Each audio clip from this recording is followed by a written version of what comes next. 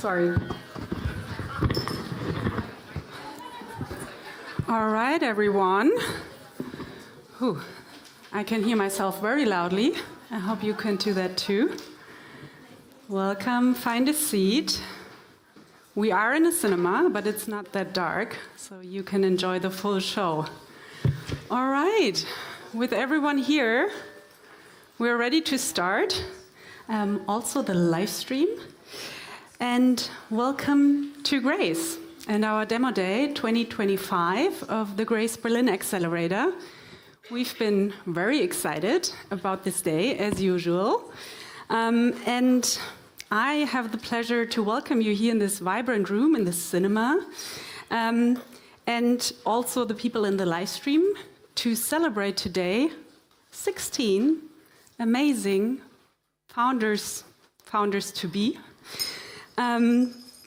And guiding you also through this afternoon and evening. We have a packed program, I can say that, but be assured it's not going to be too long because the pitches are so exciting you don't want to leave. If you do need to leave to have a break, you can, but we will have time for that afterwards. So my name is Leonie, for everyone who doesn't know me yet. I'm a partner at Ignore Gravity and the lucky one who can head this awesome and inspiring impact part of us called Grace. And it's my honor to welcome you in the name of our whole team and to spend the night with you. Before we dive deeper, and I keep that short, but as we are still waiting for one jury member, I might drag along a bit. Before we dive deeper, I would like to get a sense of who's actually here. I've seen some familiar faces. I've seen some new faces. So please give me a hand if you have been at a Grace event or at a Grace demo day before. Okay, many new people here. Nice. So the next one is then, who is not so sure what to expect today? Even if you have been here. Okay.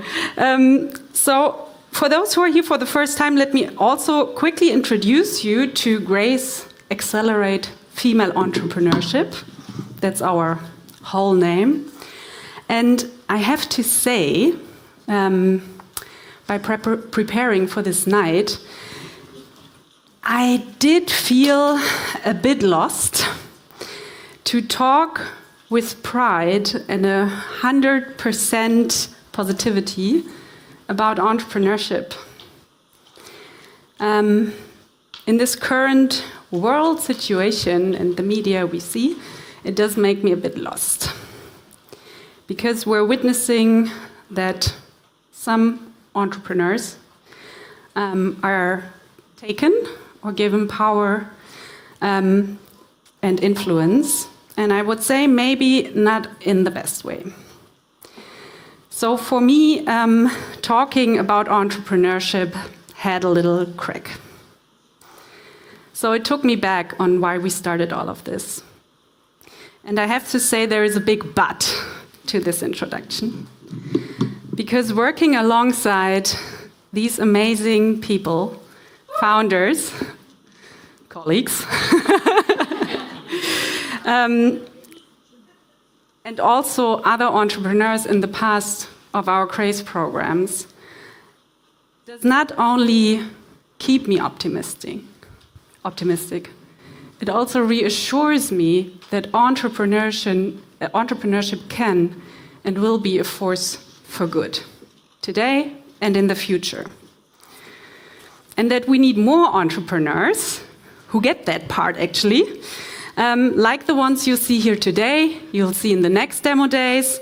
And I would like to invite you all to, against all odds, celebrate tonight with us, enjoy the night we have here, enjoy these change makers and innovative ideas we're going to witness here, cheering them on. That's your job tonight.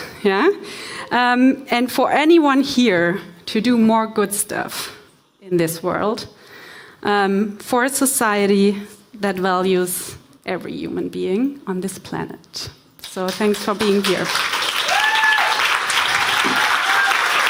Thank you.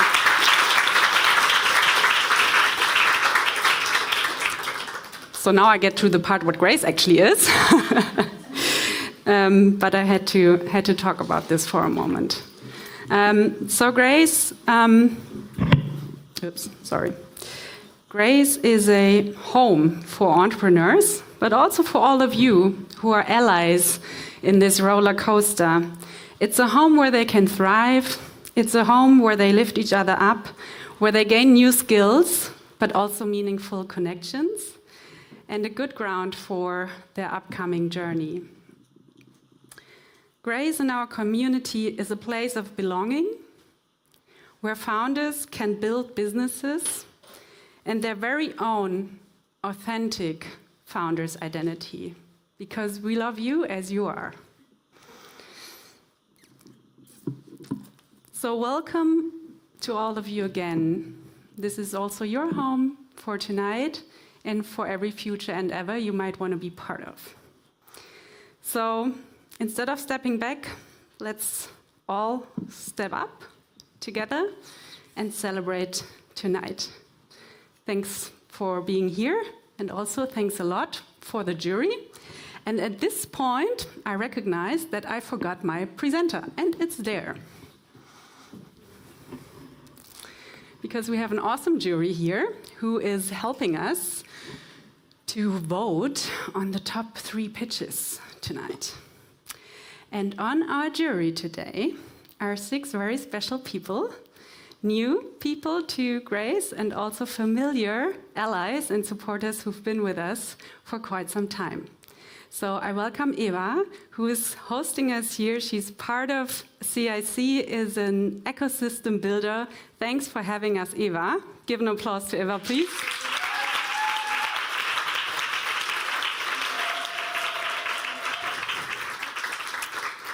We have here on my side Isabel. Isabel is a partner at the Green European Tech Fund, GET in short, right? Welcome, Isabel. You've also been with us plenty of times. Thanks for being here.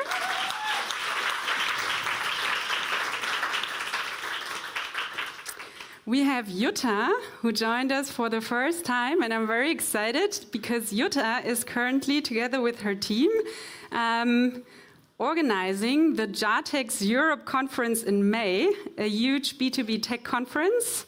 Let's see that we get some strong B2B female founders in there. Thanks for joining us today.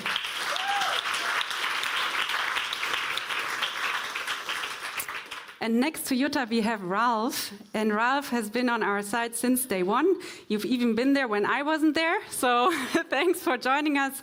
Ralph is investing with or at Porsche Ventures.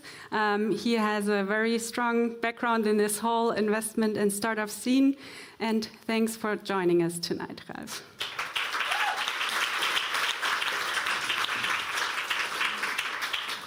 And then we have Sabrina, founder, ally, I think also investor sometimes.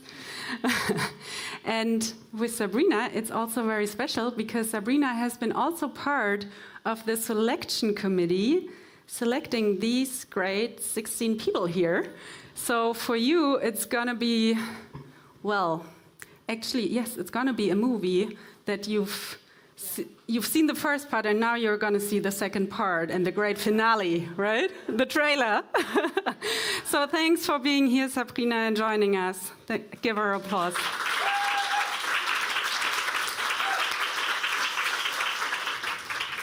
And then you can also already see, like on top of me, it's going to be Anne. She is joining us soon. Anne is founder of the Redi School of Digital Integration. You will hear about this a bit more later on. But Anne has also been on our side from day one, a founder herself. She was a coach at Grace. She supported many of our founders. We love to support Redi. So you will meet Anne later. I think she's watching the live stream so that she can also do her voting, so no one is going to miss out. All right, so before we move on, I'm quite often asked, how does the jury voting works? And I thought I'd enlighten you a little bit on what they will discuss and what they will vote on. So, of course, they will look at the problem that is presented. Does that have any relevance? Of course, it does, but they rate the amount of it. They also have a look at the solution, the innovation part, the impact of this solution, the pitch quality overall, the expertise of the founder or the team, and a very bonus question, if money wouldn't be an obstacle, if they would invest in this team. So it's going to be exciting. And I see that Anne also joined us. Welcome, Anne.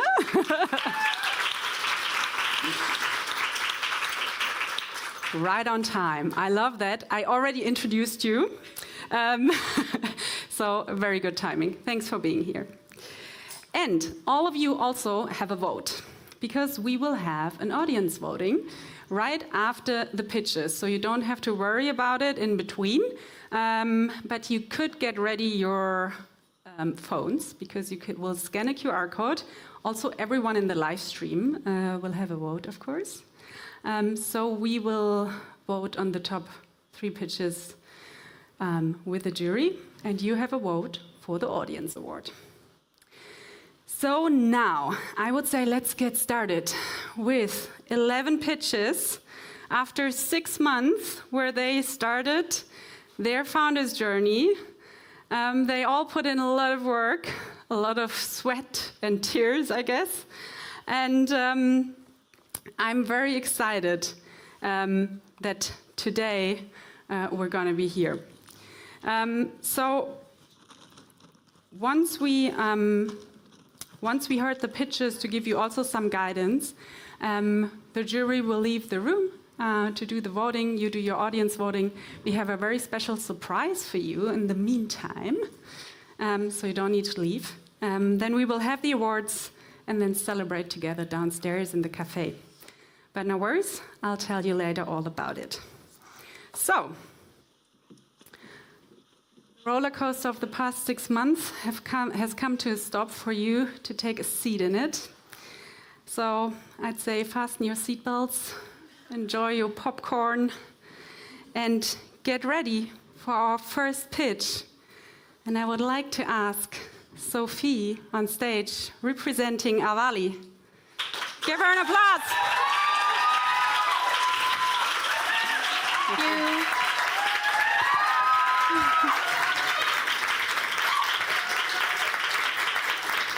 Thank you. All right. What is the biggest barrier to the energy transition? Bureaucracy, skilled worker shortages, or maybe scarcity of raw materials?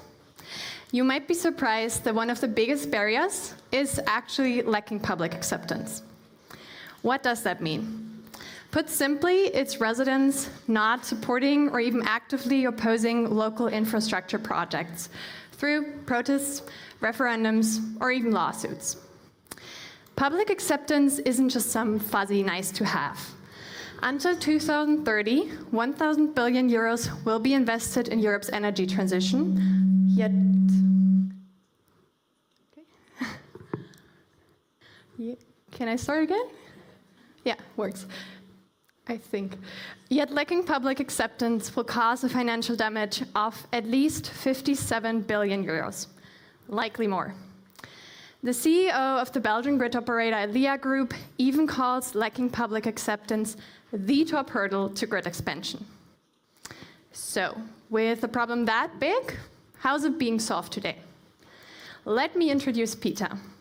He is the project communication officer at a big grid operator in Germany. Currently, Peter relies on unstructured data, previous community interaction, and his own gut feeling to gauge public concerns in his project region. This is not only time-consuming, but also highly biased and often misses the root cause. And that's exactly why we are building Avaly, an innovative software solution to measure, manage, and monitor public acceptance.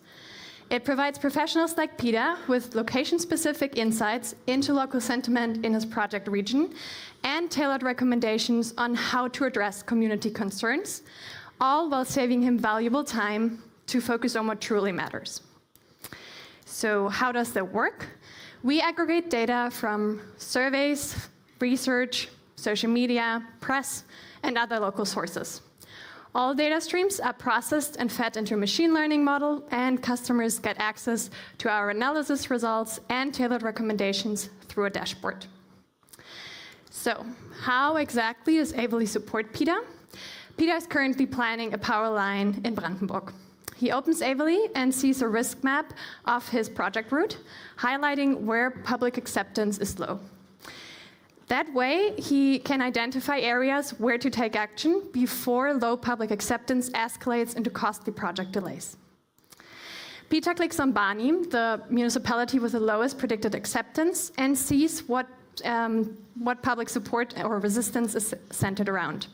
In that case, it's landscape impacts, procedural unfairness, and health concerns. But Peter isn't left alone to deal with the issues. Avaly also suggests several locally tailored recommendations are ranked by impact and cost. In this case, for Barnim, it recommends simulation games to enhance procedural fairness. As Peter's project journey evolves, Avaly provides ongoing insights into how public sentiment shifts. Okay, the screen turned off, but I guess it still works. Into how public sentiment shifts and each intervention's real-world effectiveness, helping him adjust strategies when needed, until ultimately the project is successfully completed. So, Peter's journey, or Peter's challenge, is the reality of many grid operators and renewable energy project developers. In our focus markets of power grids, wind and solar energy, the energy transition is leading to extreme growth, yet all three markets share the same critical challenge of lacking public acceptance. So the time for Avaly is right now.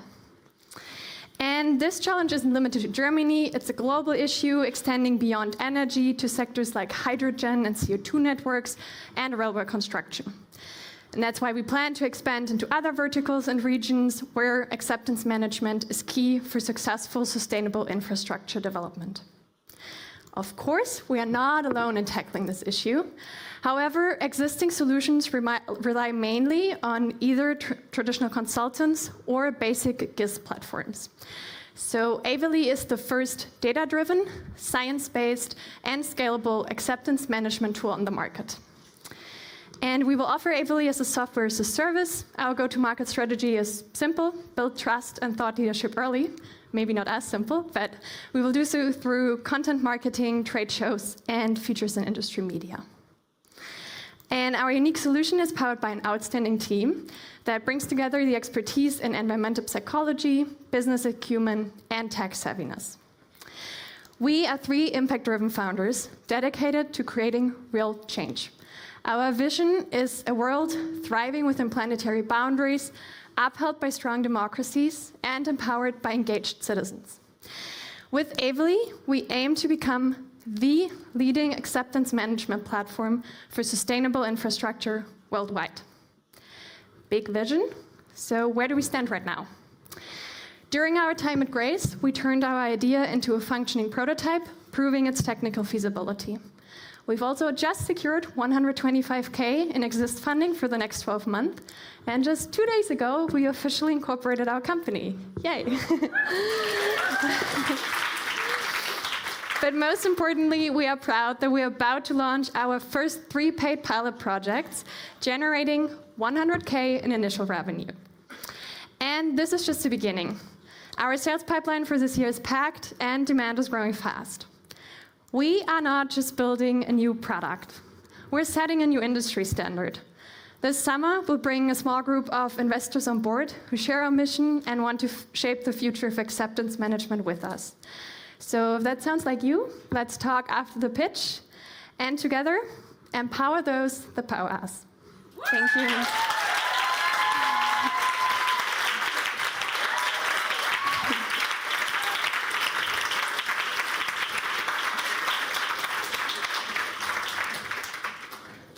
Yeah, my co-founders will join me in case there's questions that go in their domain. Yeah, I think the jury needs just a minute to finish. And Ralph has already a question. There is a microphone there. Thanks a lot for the pitch. I really liked it a lot. Just one question, like, how do you assure that the opponents are not using it? The tool ourselves, you mean? Yeah. Yeah, maybe that wasn't clear. So we plan to, like, it's planned as a B2B. So we will offer it to the grid operators and the project developers so they can use it to structure their project communication and relationship management better and get a better idea of how to approach communities. So it's supposed to be used by companies. And you select then the clients, or? Well, yeah, it's supposed to just help them. So project communication currently tries to structure their outreach or their entire communication campaign, but they're not really like the tapping in the blind because they don't know what each municipality needs. So it's supposed to give them better data at hand and then understand what people care about to address these concerns. Because a lot of them are currently offering money, for example, but it's not always just about money. So then money won't solve the issue. Thanks a lot. And maybe just to add, we're strictly only will sell to companies that are on the supporting a sustainable mission. Yeah, sustainable infrastructure exclusively. So I guess I get to ask the second question. First of all, kudos on a really, really good presentation and also recovering really well on a few technical issues. That's proof of a true entrepreneur, so really well done. Thank you. My question is around, I might have missed, how are you getting the data? Like, why would somebody in Brandenburg with certain opinions share the data with you so you can share them and sell them potentially to others? Yeah, maybe I put the backup slide on, and do you want to take it or should I? Yeah, okay, so it's a mix. So some of the data, so here you have an outline of our data sources, which I briefly mentioned. So especially the surveys, some of them are publicly available or we have licensed them. And then the other one, social media and local press, there's also either APIs or other forms of scraping the data. And then the local data sources are mostly also publicly available, and sometimes it's also collaboration. And for research, same, we are collaborating with a few research institutes to get the data. So it's a mixture of all of that. Super, thanks. I think that was it. Thank you very much. Yeah, I'm the timekeeper here, and I'm very strict on this. Thanks a lot for this great presentation. Thank you.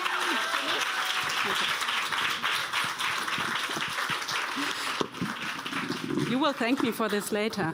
All right, so we have next up our next founder, Sheshi, also known as Wangechi with Shambakeep. Welcome on stage.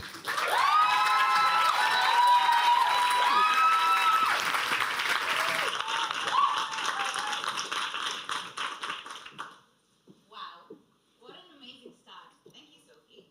Hello, Susanne. My name is Wangechi, and today I would like to talk about land. So, land. It's one of the most valuable resources that we have, and yet it just sits there. Ask the landowner how easy it is. Sorry, excuse me.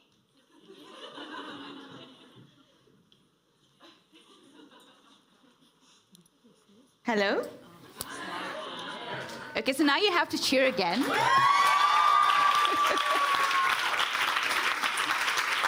Thank you. Hello, Suzanne. Let's talk about land. Land is one of the most valuable resources we have. And for some reason, it just sits there. Ask a farmer how easy it is to lease his land, and he'll probably sigh.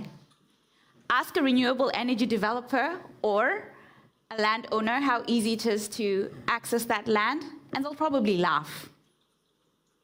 Yet, we are surrounded by millions of hectares of land, and the people who actually want to use it are unable to access it. Why? Because land is slow, it's overcomplicated, and full of unnecessary roadblocks. Paperwork piles up, financing is rigid, and depending on where you are, you need the approval of the government, the community, and sometimes 3 or 4 uncles. So, how do we connect land with the projects and people that can restore, cultivate, and sustain it? My name is Wangechi, and I'm the founder of Shambakeep, a land-as-a-service platform that connects landowners farmers and communities, renewable energy developers, and sustainability projects, we make land accessible, integrate peer-to-peer lending, and ensure that every acre finds its best use. Shambakeep offers a very simple solution. Shambakeep is launching in Germany and Kenya, where fragmented land limits growth. With high demand for leasing, investment, and sustainable projects, we offer strong potential for impact. At Shambakeep, we work with real land, real people, and we also like mangoes quite a bit, as you can see. We're targeting a market of 3 to 5% by unlocking potential for food security, clean energy, and sustainability. Unlike anything else in the market, Shambakeep makes land work in 3 simple steps. We have land as a service, peer-to-peer lending, and finally, machine learning-powered matching. Our platform analyzes land characteristics, market trends, and financing data to recommend whether that's regenerative farming, carbon offsets, or renewable projects are best for that land. We don't just connect the dots, we ensure the dots work together. Our platform monetizes underutilization of land by primarily charging transaction fees on monetized land, ensuring that the revenue grows as our users succeed. From our time in Grace project, we've carried out a pilot project in Molo, Kenya, successfully. We now have over 500 acres of land in Kenya and Germany earmarked for leasing, and have more than 50 landowners and farmers actively engaged and onboarding in our process. At Shambakeep, our model thrives on a simple truth. When land becomes accessible, opportunities multiply. Now, my co-founder has spent years in banking and agriculture. I bring experience in business operations, scaling processes and systems, and turning ideas into real working solutions. I'm usually at the back end. This is not my thing.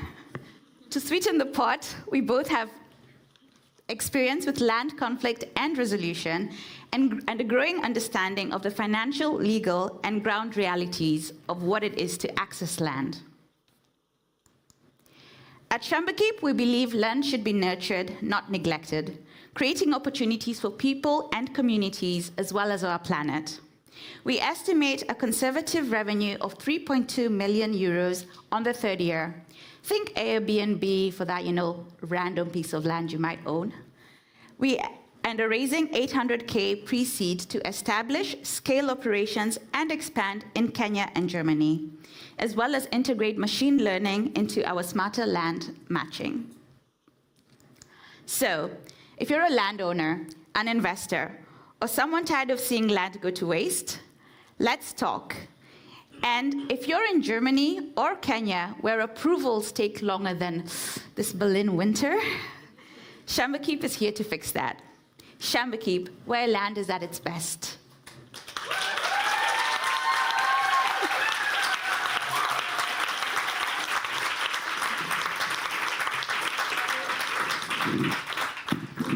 I think we have questions now. So congrats for the pitch. I wanted to ask about the competition. Do you consider any similar solutions in this area? Yep, so that's quite a good question. Thank you. As you saw in one of our slides, we had 3 competitors in this particular area. And unlike the difference between our product and also the kind of conversation that Avaly is having, is we're looking at small fragmented lots of land. So that could be anything below 5 acres. Now, the interesting thing is, Germany, Kenya, and a lot of other countries, people do own 1 acre, 1.5 acres, 3 acres, 5 acres. And that is not enough to do one of the bigger projects. But if you're able to aggregate it, it becomes something that's worthwhile. And that's what we do. So nobody else is doing that.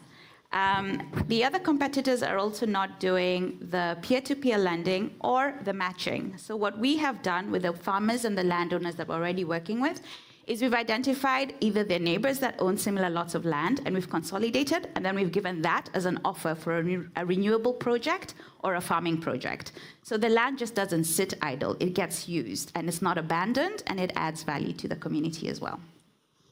Thank you so much. Sometimes it's also good to get to know why nobody is doing that. Yeah, so the reason that nobody's doing it at the moment is because the fragmented land, I like one of these jokes, but the fragmented land sometimes has feuds, but people don't really like to speak about the land that they own. It's a very quiet conversation. It's something that you inherited from your grandma or your grandpa, or you just bought for speculative reasons, and it just sits there. So that's why nobody's currently looking at it. It's because it just looks like something small, like me, but it has a lot of potential if you put it in a great situation. It amplifies. Okay, thank you so much. Very nice presentation. I have one question. So this is, in the end, a tech platform, right? Yes. So how would you, I can just imagine convincing a small-scale landowner or maybe farmer to, to convince to use a tech product. Like, how do you tackle that barrier for them? Oh, Isabella, I love this question. I'm Sabrina, by the way. Okay. Sabrina, the one and only. Sabrina, thank you. Sorry. No worries. Sabrina, that's a very good question. I have actually eaten a lot of Kuchen and cafe in Germany and have learned the secret of speaking to small landowners. It's not that they don't want their land to be activated or used, it's that they don't know how to use it outside of what is already recommended. So what we do is we engage with the landowner in a place that they're comfortable. This is sometimes introduced to us by an association that they're a member of or a community. We then offer them solutions for their land. So for example, we say you have, in Germany, there's something called Eckerland. And the Eckerland is only 1.26 acres.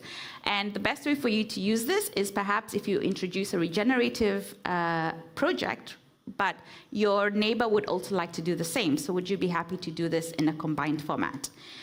In most cases, they are quite interested in engaging in this manner. And in the future, what we would do is we would make it very easy for them to join in this activity by just having a dashboard that they're able to access, like we saw in the text slide. And it just enables them to put in their information, and then once we identify what kind of land we have, we give them the options. Okay, thank you. You're welcome. Anyone else?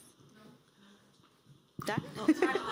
I don't have time for another question. Okay. If it's only a very, very quick one. I think it would be a long one, but it will be a long one. We keep that conversation for later. You can catch up. Cool bananas. Thank you so much. Thank you so much. Please leave the presentation. Welcome. Join the club. We're just getting started, and I also already see our next team joining us here on stage. Their name is Renewal, and I welcome Sasha and Vicky to the stage.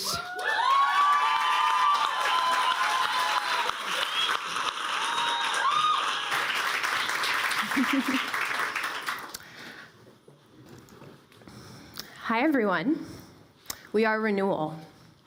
We're sure that everybody here has heard of the evolving mental health crisis. But do you know just how big it is? Over 970 million people worldwide are suffering from a mental health disorder.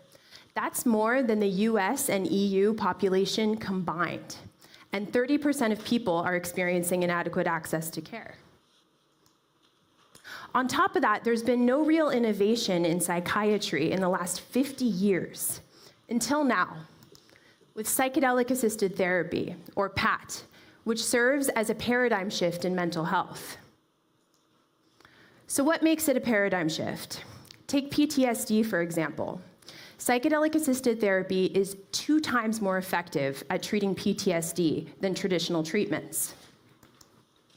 And psychedelic research is currently booming, with hundreds of clinical trials ongoing right now. And ketamine is already approved. As the psychedelic market matures, there is a growing emphasis on integration support and harm reduction. But what's integration? Check out this photo. This is your brain on psychedelics. It's creating new neural pathways. And integration is the process of ensuring that those neural pathways stick and lead to positive, lasting change. research has shown that people really struggle with integration. This is where Renewal comes in, bridging the gap between at-home integration and in-office therapy. Meet John. After preparing for weeks with Renewal and his therapist, he's now in his first psychedelic session. He's processing a wealth of material, and then he goes home to start his integration process with Renewal. He starts with a personalized chat, which recommends research-backed exercises based on his personal preferences and input. He can also chat anonymously with other people going through a similar experience, another research-backed, impactful integration method. All of his activities and exercises are logged in an archive, which further personalizes his experience. And on the other side, his therapist gets a patient summary, which showcases his key insights, exercises, safety tracking alerts, and other information, all of which prepare her for their next session. All the while, John's integration process is fully supported with Renewal. For individual patients like John, Renewal improves and sustains their therapeutic outcomes by increasing their engagement and increasing safety. Whereas for clinics and therapists, Renewal improves therapeutic outcomes and thereby improves session efficacy and also improves income potential for therapists through differentiation. While we do have competitors who are focused on psychedelic-assisted therapy and competitors focused on AI within the mental health space, Renewal is the only one combining these two together. Our subscription model will focus on individual therapists and clinics with an already existing psychedelic practice on the B2B side and on individuals on the B2C side seeking integration support.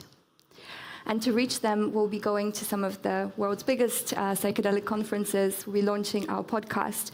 And in addition to this, we plan to partner with training programs and universities who are currently training the PAT therapists of tomorrow, in addition to direct outreach.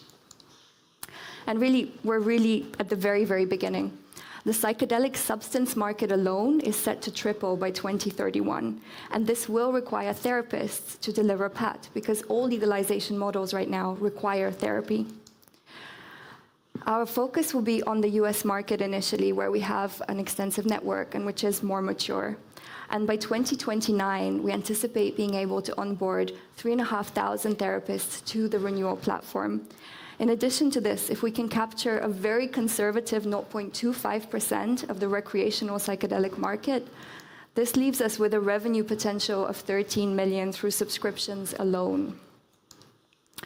Today, we have shown our prototype to over 50 therapists in the US and Europe who are working with psychedelics. And the feedback we've received has been overwhelmingly positive, with a 100% interest in pilot projects once our beta is out. Over the next few months, we're focusing on securing funding in order to launch our prototype, in addition to the launch of our podcast, and finding a research partner to validate our integration approach. And bringing this to life, we have a combined 10+ years of experience within the psychedelic field, as well as extensive experience in product development, communications, and entrepreneurship. And our vision is simple yet important: a society where mental illness no longer defines lives, and individuals have the tools they need to heal and to thrive. And to bring this to life, we're looking for a CTO to join our company, and are always very happy to speak to anybody interested in psychedelics or mental health. So if that's you, we'd be happy to hear from you.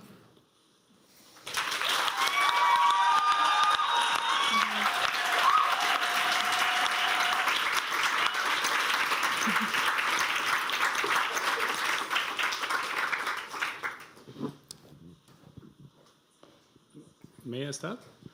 So, thanks a lot for the pitch. Really interesting, and I think the topic is on point of where we are right now. What I didn't get, like, how many therapists are already there that could do this, like, trip and go with you before you even enter the app? So, how much are you dependent to therapists being in the psychedelic space? And allowing this. Yeah, that would be my first question. And the second question maybe is, how does the content for the individual journey gets into the app and is measured? Is it done by the therapist or how does that work? These are my two questions. Thanks. Sure. Can I? So maybe to the first question. So we do plan to have an option where individuals can directly come on board and use the platform and potentially find a therapist, because not everybody knows how they can find a psychedelically trained therapist. But there are, let's give an example, in the US, over 750 existing ketamine clinics and thousands of therapists already working with PAT and different modalities as well. And this is growing. So also there are states legalizing psilocybin therapy there. And the US is not alone. So this is happening in Europe and Australia and so on. And with regards to the second question, so there are research-backed exercises and integration, meditations, for example, or different practices that are known to help that we want to already have as a database that's accessible. And something that we're seeing from therapists is some of them are very interested in adding their own resources in addition to that, because they want to customize to their therapeutic approach for their clients. Yeah. Thanks.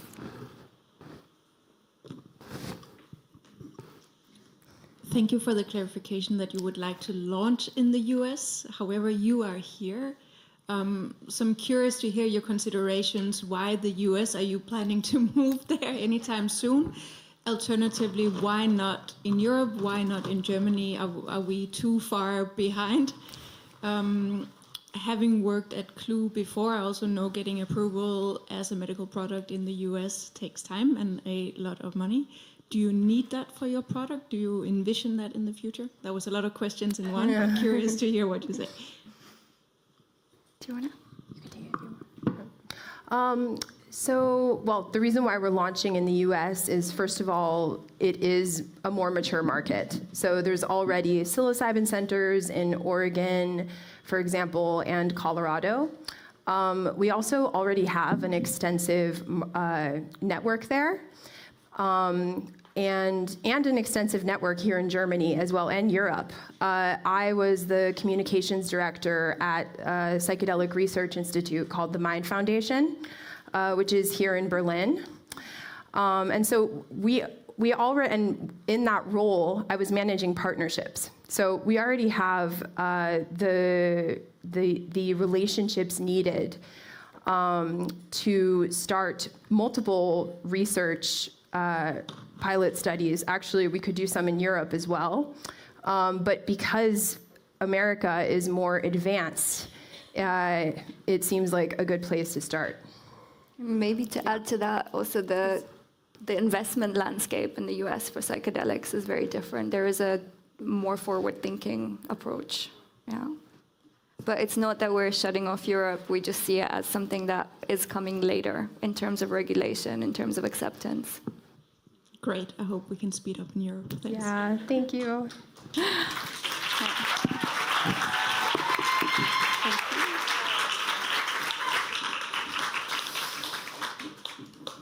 All right, ready for the next one? She's already waiting. Bondlee, and please welcome Christina on stage.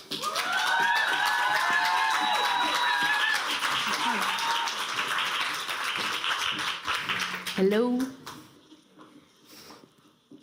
So I talk about a topic that has caused pressure and trauma to women, breastfeeding. When I was pregnant, I thought this would be the happy end, the first scream of my baby. It wasn't. The pain during breastfeeding for me was worse than the pain during childbirth. For other women, that means too little milk.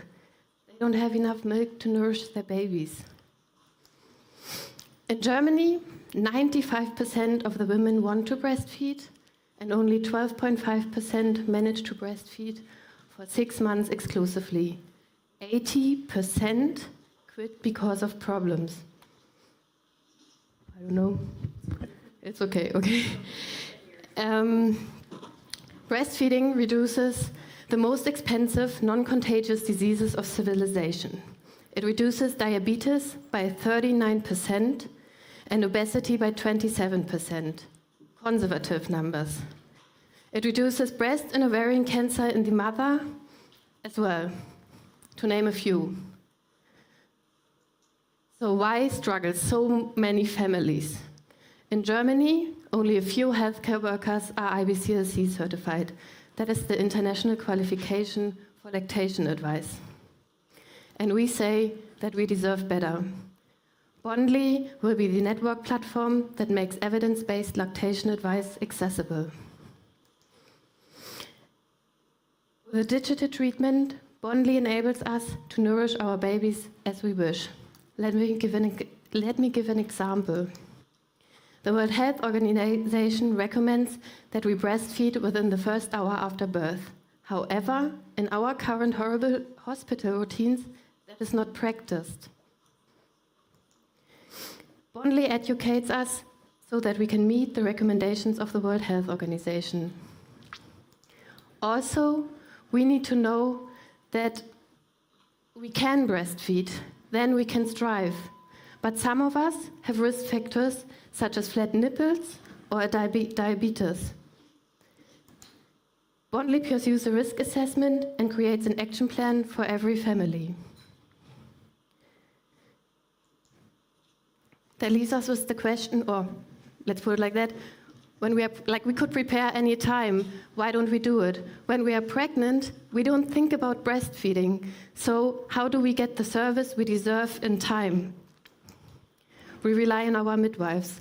Midwives know that they spend up to 80% of their time with breastfeeding management. It causes them a lot of unpaid work. Recommending Bondlee before birth will save them stress afterwards. Bondlee will be the first free software solution for midwives that is free of charge. So, how do we monetize? We have 3 income channels. The first one is that we bill a treatment fee to the becoming mothers that they in turn can bill to their health insurances. Secondly, we cross-sell. We have a target group that spends a lot of money in that time and we know them very well. They buy baby carriage and even cars. The third channel is that we monitor breastfeeding for the very first time in Germany. We create, through the interaction of the midwife and the becoming mother, a data set that we utilize for research purposes.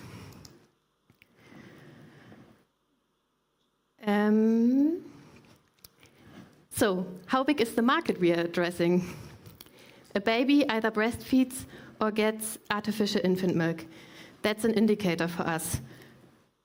The turnover with artificial infant milk in Germany was 400 million euro in 2023 and 55 billion euros worldwide. Bondlee will be the only digital IBCLC treatment and birth-related network platform worldwide. We are a team orchestrate of Germany's best and independent professionals. Katrin is Germany's most renowned lactation consultant. Professor Käthe Schneider is the expert for mental pathologies in breastfeeding, and I'm a former World Bank Group developer. I'm a survivor of a broken system, as maybe others as well. I dream of a world where we see the beauty, the power, and the strength of our bodies and celebrate it. A world where we quit breastfeeding out of strength. Thank you. Thank you.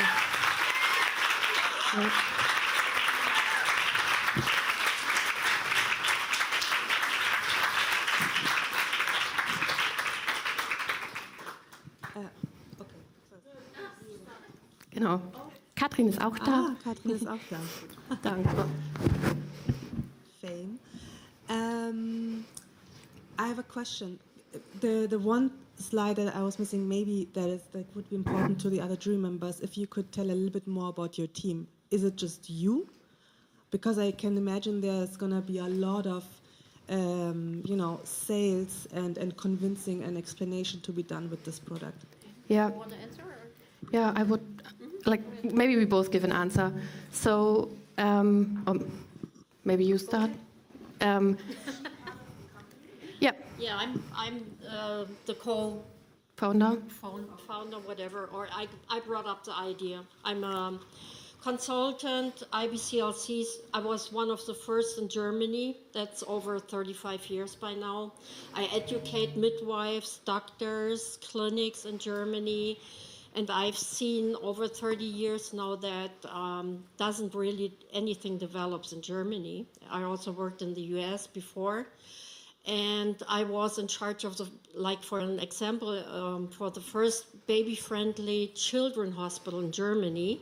And nothing happened in the last 15 years. And that's why we came up with this solution, because I feel in my practice also, I work with the obstetrician together, that we have real big problems in Germany. Pain, illness of the mother, and so on, and we want to change things like that. And Germany ranks last in the worldwide. And we're a big team, to come back to your question.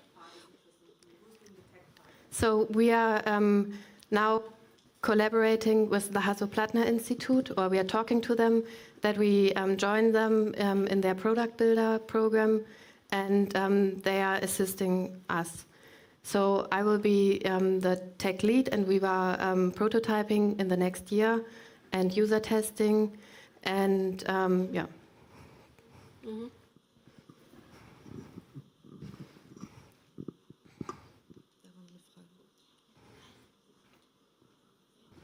Well, thank you for your very emotional pitch. I'm just trying to find a way of assessing that, because it's on the one side, of course, we expect someone to be perhaps more confident. On the other side, you are so emotional and so convincing about what you're doing. That's something that I've not seen very often, so I just wanted to give you this feedback. On the other end, it's a tough business, and you will have to fight against the milk industry for children, yeah, against people in the health insurance world that don't care whether you do it this way or the other way, because it's a very individual question, yeah. And I was lucky to be able to feed my children, but I know the disaster for many women, and so you need to go to the midwives and to convince them. But even there, I'm not sure that all of them are your partners. You know? We don't need to convince them. We need to teach them, because there's a big lack of knowledge.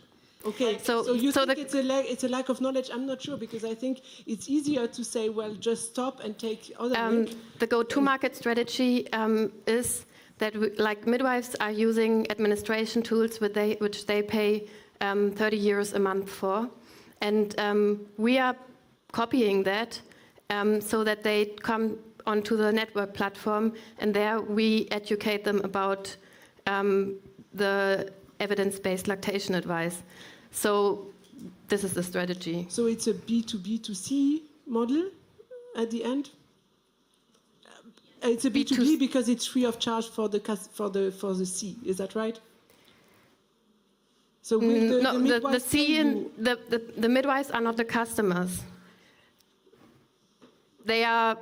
So you want to have the treatment free for the no, women? The treatment is for the mothers. They do a course where they learn how to start breastfeeding. This is a course, but we also at the same time have on-the-go information for the midwives that are in the loop of the process of the mothers.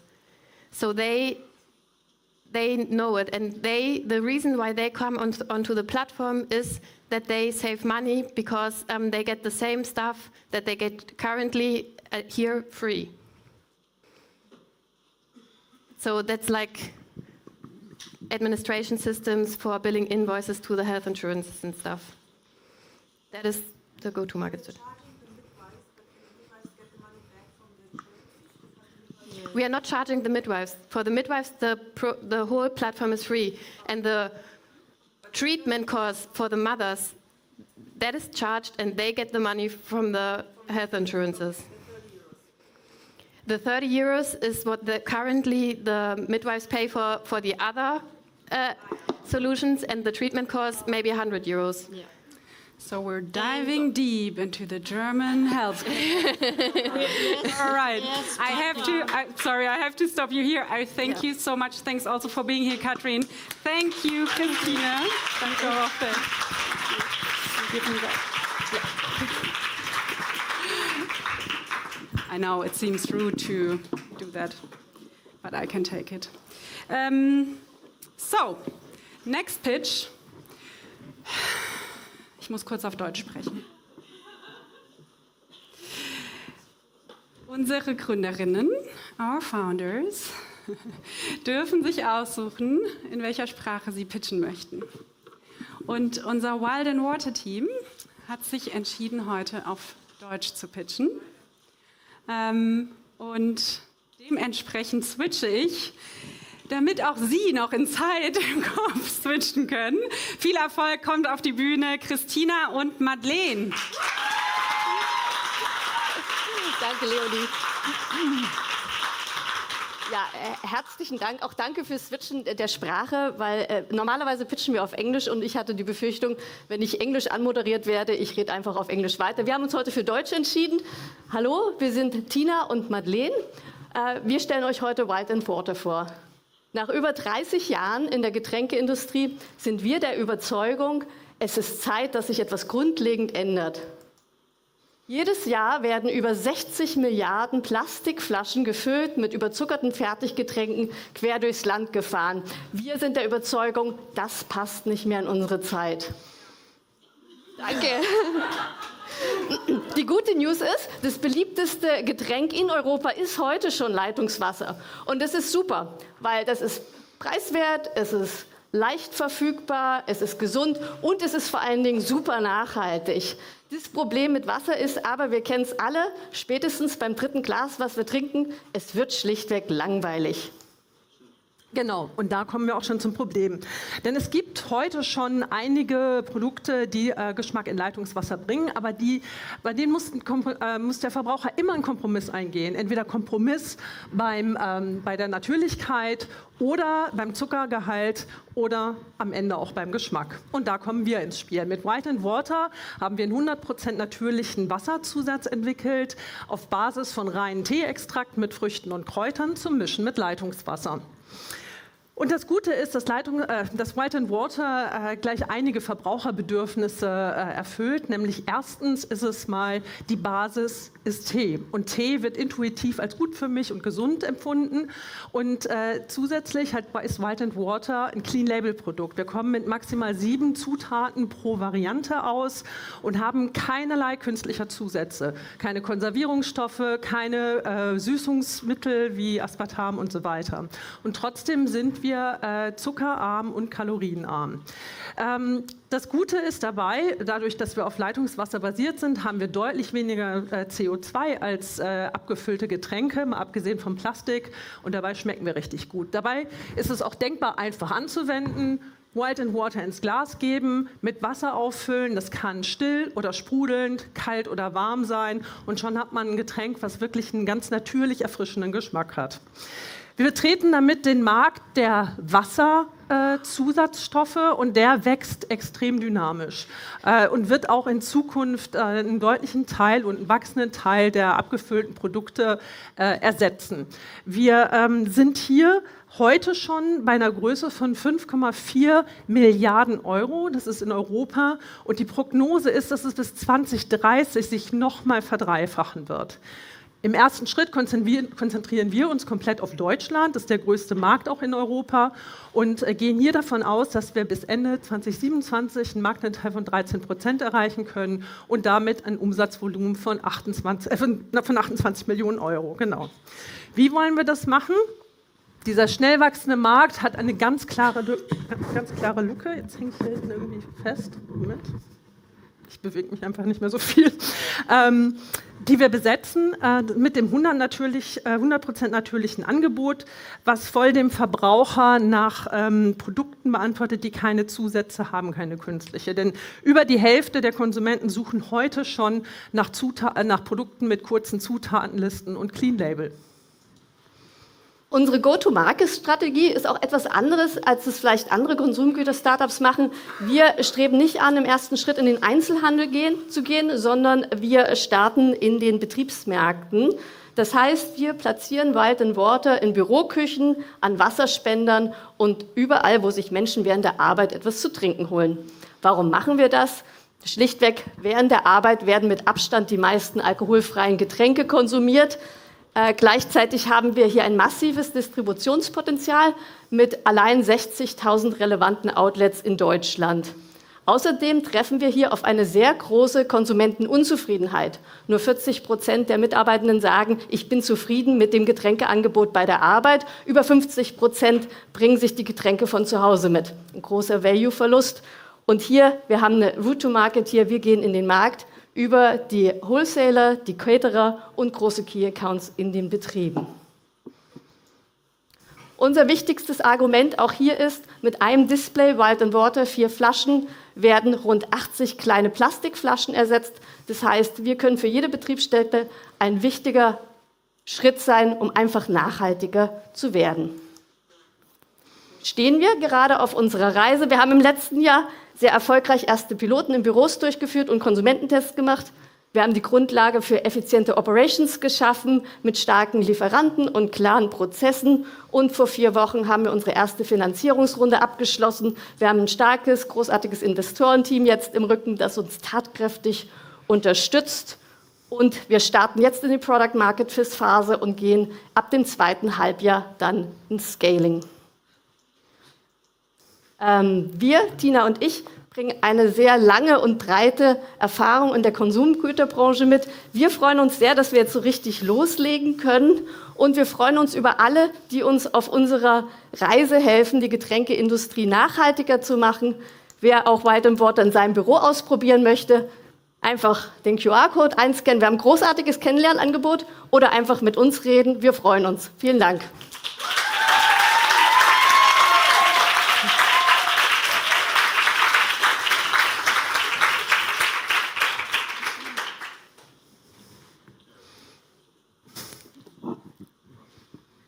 Fangen wir an, ja.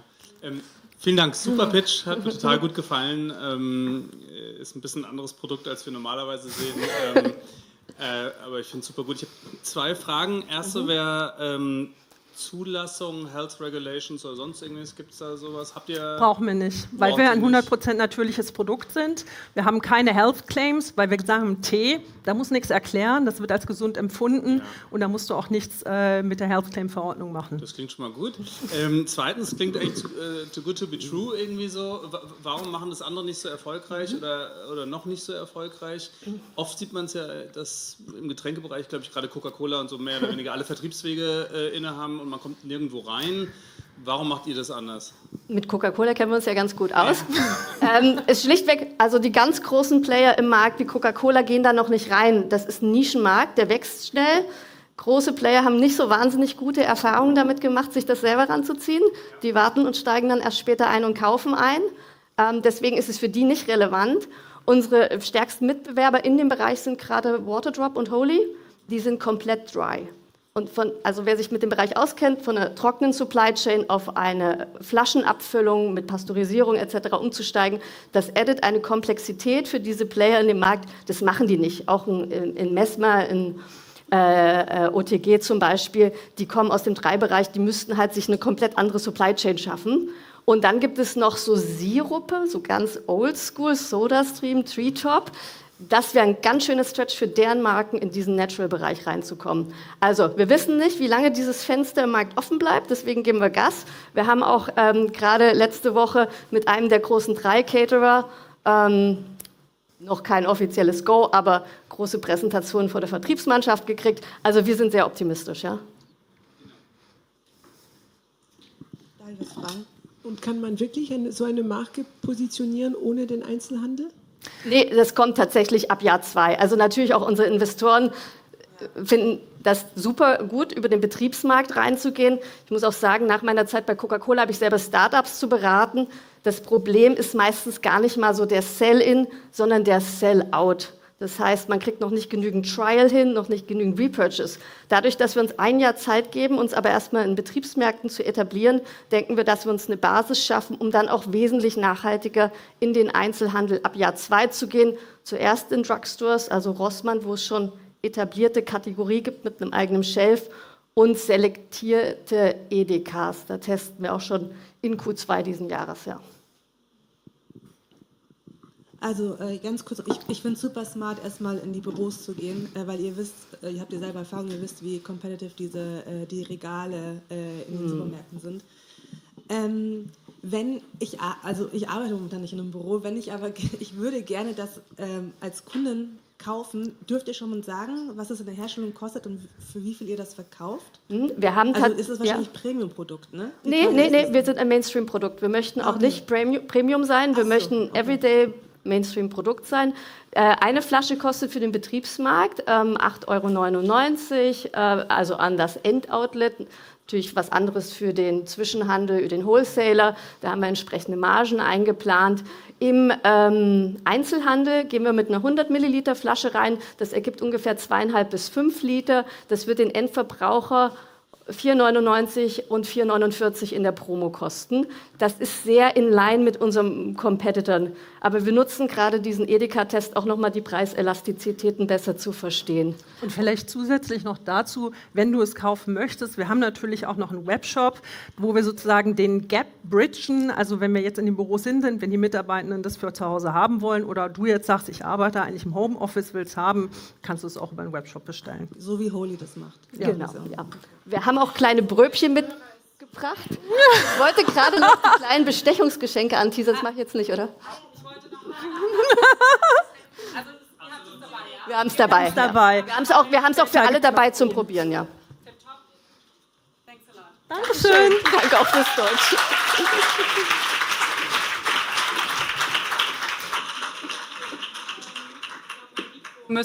Danke. I have to switch to English. Thanks a lot. You can try that later. And now we're actually moving on with quite a different topic, I would say, and with a brilliant entrepreneur who's entering the stage now. Welcome on stage with Brakoa Media, Amanda.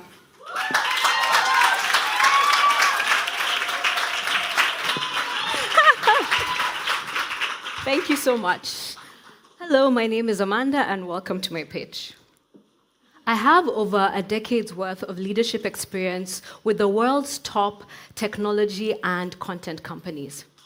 I've learned to leverage the power of storytelling in the digital age. Creating compelling stories with characters audiences can connect to emotionally and follow for the long term. I'm applying my skills to the story of Africa. Africa. When you hear that word, what comes to mind? Be honest. If you've consumed mainstream media, it's probably one, two, or maybe all of these stereotypes. The story of Africa has been flattened into a single, oversimplified narrative for decades, and this has been detrimental to her people.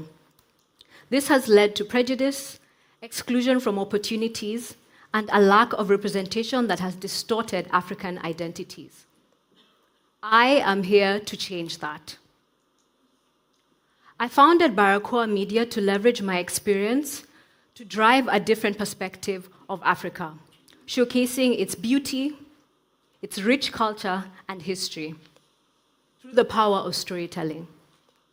One of the best ways to engage with a young and global audience is through the fastest growing and most immersive form of storytelling, video games.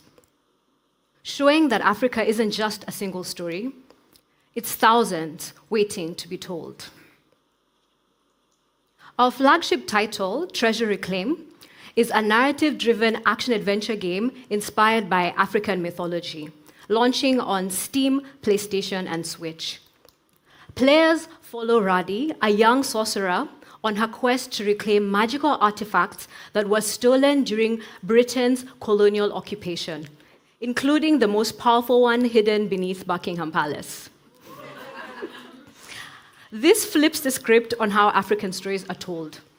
Instead of being portrayed as helpless, our heroes are reclaiming what was lost. They're taking back their power, their history, and their agency. But would global players be interested in African games? The gaming audience is hungry for fresh settings. Research shows 750 million gamers are actively seeking new game worlds beyond the usual European-inspired settings that have long dominated the market. We've already seen outstanding success with culturally rich games such as Black Myth Wukong, which last year sold 10 million units in 3 days with a worldwide fandom. The global gaming market is huge, with revenues upwards of 211 billion euros and 2.4 billion gamers with a median age of 35.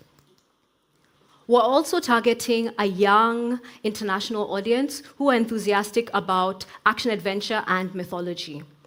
We plan to draw them in with features they love.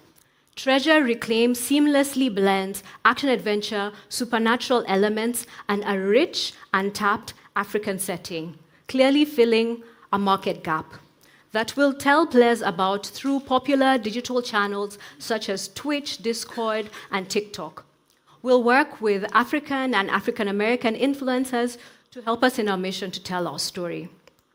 We'll also infuse popular elements of African and Black culture, like hip-hop and dance, by working with artists as well as selected brands, and this will help drive our marketing virality and our cultural USP. With this strategic marketing, we'll sell 125,000 units in our first 24 months post-release, and our revenue target of 3.6 million euros is actually quite modest and achievable when I look at other games that have a similar price point, genre, and length. We've already secured our funding, developed our concept, and established industry connections as we work towards our next major milestone, a prototype with 2 playable levels and a fully animated character. This prototype will showcase our gameplay, our visual style, and our storytelling, which will help us to raise our full production budget, as well as give us some momentum as we work towards our launch. Today, we're looking for publishers to help us with console porting, as well as funding for a full production budget of 250,000 euros. This is highlighted on the timeline in blue. Median board, Berlin-Brandenburg, have agreed to help us with funding of 300,000 euros on condition that we can match it with another 300,000 euros. We're looking at the Wings Fund for this, but we're also open to speaking to investors. So let me ask you again. When you think of Africa, what do you want to see? At Brakoa, we're here to showcase Africa as it truly is. Diverse, vibrant, and full of stories that deserve to be told. We hope that you can join us in making this vision a reality. Thank you.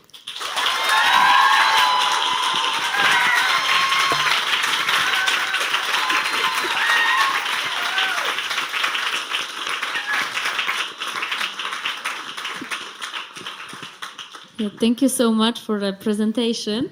Could you elaborate more about the team behind the project? Yeah. I'm so sorry, I forgot to show the first slide. I thought I had clicked, but I didn't click hard enough on the button. So let me go back. Please indulge me. Okay, so this is me. I have experience at Wooga, which is one of the biggest global gaming companies here in Berlin, also at Google, at Netflix, and at Disney. So currently, I have founded the company. I'm in talks to actually onboard a CTO. I'm more of the, as I've said here, creative side of things, and my role at Wooga when I was working in games was as a game writer and a game designer. So then in terms of actually the larger team, the great thing about games is that because of technology advancing, you're able to have a very lean and small team that have key roles, like game designer, game writer, that's me. Then you have somebody who's head of tech, and then the rest of the team is filled out by seasonal contractors. Because it's not necessarily a live game, which is what I was working on Wooga, where you actually continue to update the game with extra content. It's like one and done, and then you sell it, and then you have a smaller lean team to make sure that you're dealing with bugs as it comes up. And then you get back a team seasonally as contractors to have either a sequel or to have wider games. But that's a long-winded way of saying it's me, a CTO is coming on board, and then when we get funding, we'll flesh out the team with the key roles and work also with seasonal contractors. Yeah, I hope that answers the question. Thank you.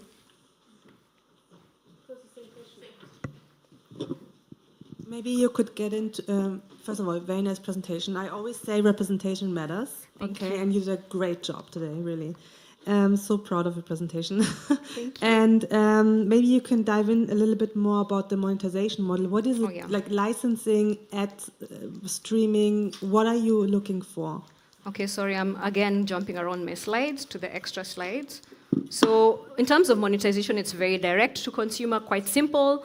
We create the game, we sell it to you as a unit. In the past, it used to be a physical like CD that people would put into a console, but nowadays it's a digital download. It's usually sold through Steam, which is the biggest, I'd say, independent studio market, where you have your company page, and then you have a page that's created for a particular game. The game is sold directly to the consumer. Most of the time, about 70% of the time, actually, 70% of the sales are during discount or sale periods when the game is sold at a 50% off, which I've actually put there. So we plan to actually sell a majority of our game through Steam, and then we also will work with PlayStation, and Nintendo Switch and Xbox. I think I mentioned in our needs for today that we're looking for publishers, because that's a special process. When we first create the game, it's going to be for PC, but in order for it to be playable on other consoles, you have to do something called porting. So it's easier to work with publishers to do the technical porting to the smaller systems, and then about 30% of our sales will come from PlayStation and from Nintendo Switch, and then later Xbox. So again, a long-winded way of saying majority of our sales will be sold on PC through the Steam platform, which is a website you can go to directly as a consumer, during sale periods where it'll be 50% off, and then about 30% of our sales will be distributed amongst the other major consoles. Yes. But you also do movies, right? Eventually. As you know, the world has become transmedia or cross-media. So right now, we're focusing on games and establishing the IP. And once it's gained a fandom and a following, then we can actually move into animation, into movies. That's like a longer-term plan. Oh, so this changed since the... Oh yeah, since our interview. You remember? Yeah, exactly. Yeah, when we're doing the interview, we're trying to figure out what's the best entry into the market. But yeah, we're going to start with games. Mm-hmm. Thank you. Thank you so much, Amanda. Thanks for being here. Yeah, don't forget your phone. All right. Now I have to go. Oops, sorry. I thought there were more slides. So next up on stage, Pati and Brooke with YumYumYum.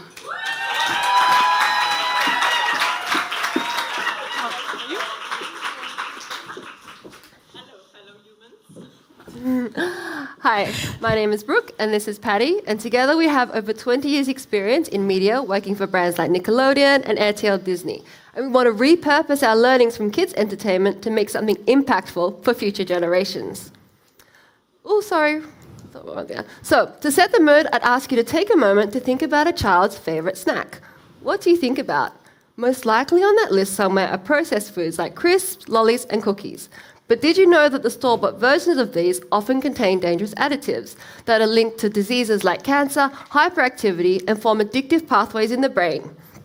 And due to the addictive nature of these foods, once children begin eating them regularly, it's a dangerous cycle that is very difficult to stop.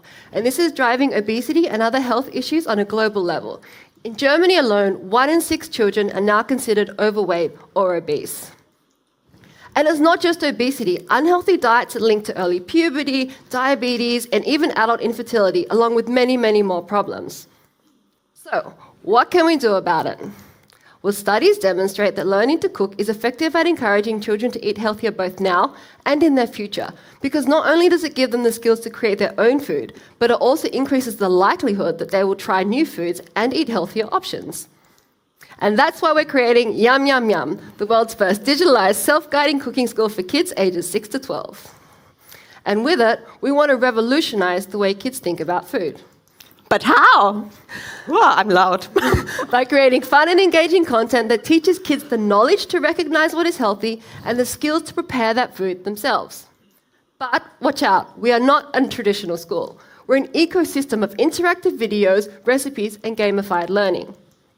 So the adventure starts on social media, where our bright videos tease kids and parents with delicious food. Then we say you can also make these foods with the tutorials available on our subscription service. On our platform, our kid-centric UX helps them choose the perfect recipe. And as they begin cooking, a modular video tutorial is their guide, breaking complicated processes down into easy-to-follow steps.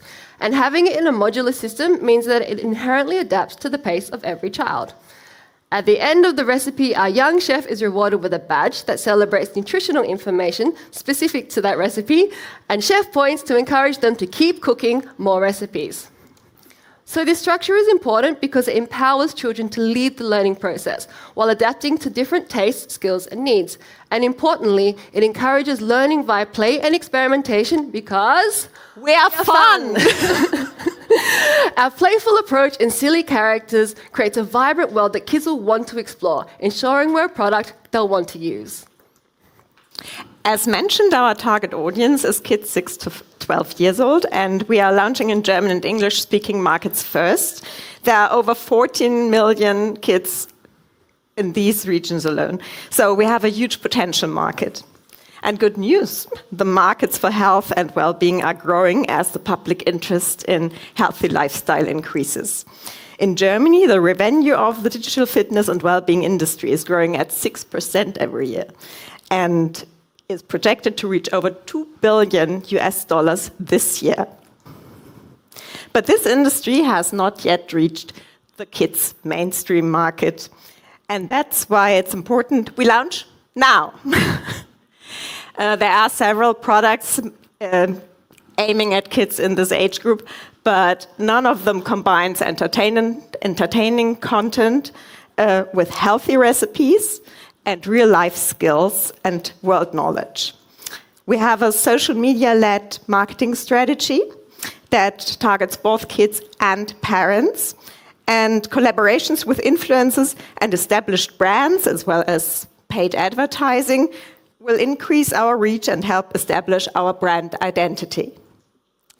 The promotion of a 7-day free trial will then maximize the conversion rate to the app download.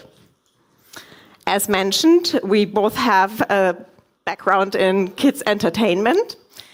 Brooke as a creative and content producer, and myself in digital product and in kids nutrition.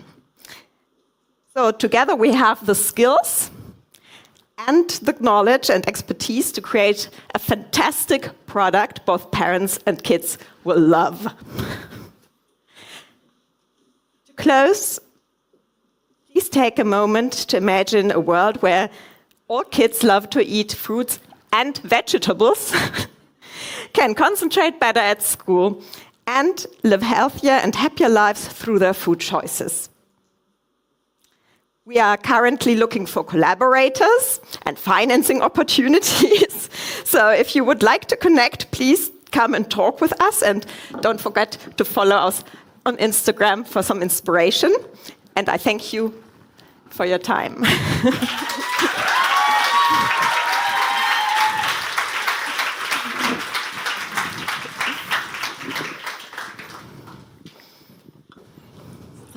Thanks for your pitch. Really impressive. So having 7 grandchildren, I can tell you, at the age of 3 to 9, I can tell you there is quite a tension in between those 7s. The older ones want to do it on their own. The smaller ones will be with them. How much of the recipes can the children actually do on their own without the parents being around or anybody else being around? And how could they integrate the smaller ones? Yeah, you can answer that if you want. So this is why we have it in a modular system, so that it adapts to the different ages. And of course, it's going to take some sort of parental supervision, but this is going to be dependent on what skill level the child has.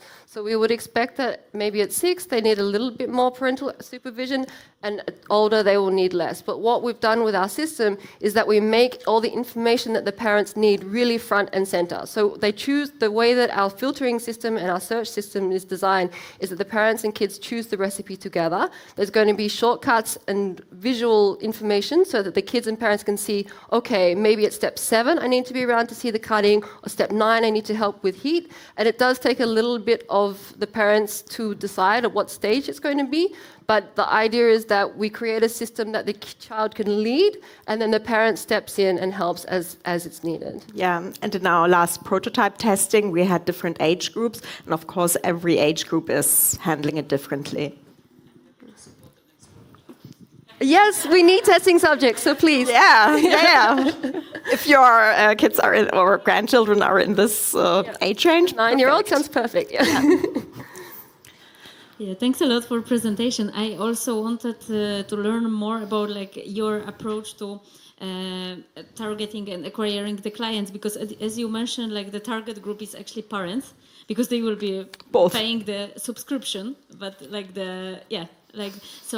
and you mentioned that you want to use TikTok and Instagram for targeting parents, and YouTube for targeting children. YouTube and Kids. And what is because it probably needs to be different message for the parents and for the children. We are used to that. And so what is your the go-to-market strategy and the getting the first clients?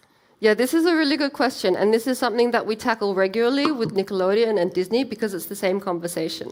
The way that we're approaching our branding and our public speaking is we always speak to the kids. So the kids are our user, but we're aware that the parents are the consumer. So as we speak to the kids, we also have a double layer that the parents feel, okay, this is something that we trust. This is, we're not saying to the kids, eat these healthy recipes. We're like, look at these recipes. These are really fun to make. These are really tasty.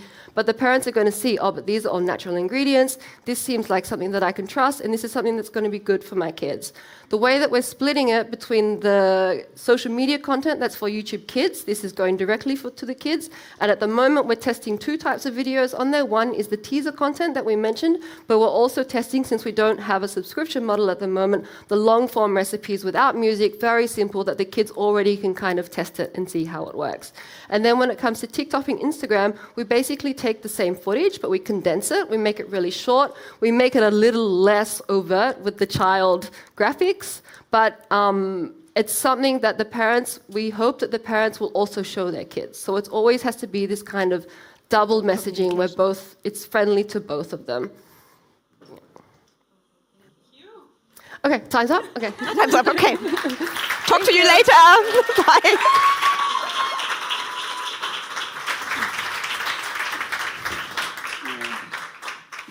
I don't like cooking at all, but I think I get started with this one. Always have to laugh when I see those designs. So, we have 4 more pitches to go. And after that, we have a lot of time to chit-chat. And you might have noticed that there was a little card on your popcorn. I also get it if you've been super hungry and you directly slipped into the popcorn, it's completely fine. Just wanted to mention that for the networking later, if you find it hard to start a conversation, we have some conversation starters for you, because we would love to keep it meaningful here tonight, continuing with a lot of inspiration, of course, but also with very nice talks beyond the usual, where do you work, where do you live, and so on. So if you're an introvert, as I am, going to events like, oh God, what do? I don't know anyone. I'm pretty sure everyone is quite friendly and also happy to connect. So use that time later on while you're trying the Wild and Water products, for instance, and have a good time together. So, and with this, coming from a very fun topic, we're entering in a very serious topic, and we have more supporting slides, apparently. Okay, so Moving, as I said, from a fun topic to a more serious one, but with a very kind and lovely team. Welcome on stage, Sara and Catalina from the SAHR team.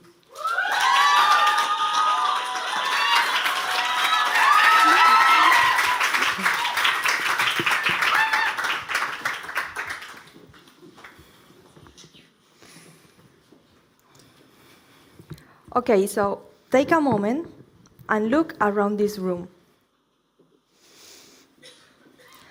And now see the number. Globally, 1 in 3 women has faced violence. It could be your sister, your friend, your colleague. It could be also someone here right now carrying that nightmare in silence. 1 in 3 around the world carrying that pain. But how many total women in the world is this? 1.3 billion. 1.3 billion. Let that sink in. It's devastating. It's a global emergency. And this number is not just a number. It represents real lives in countries such as Afghanistan, Argentina, and Kenya. And each woman suffering from a different form of violence. It can be rape, sexual harassment, torture, but also emotional abuse, economic control, and isolation.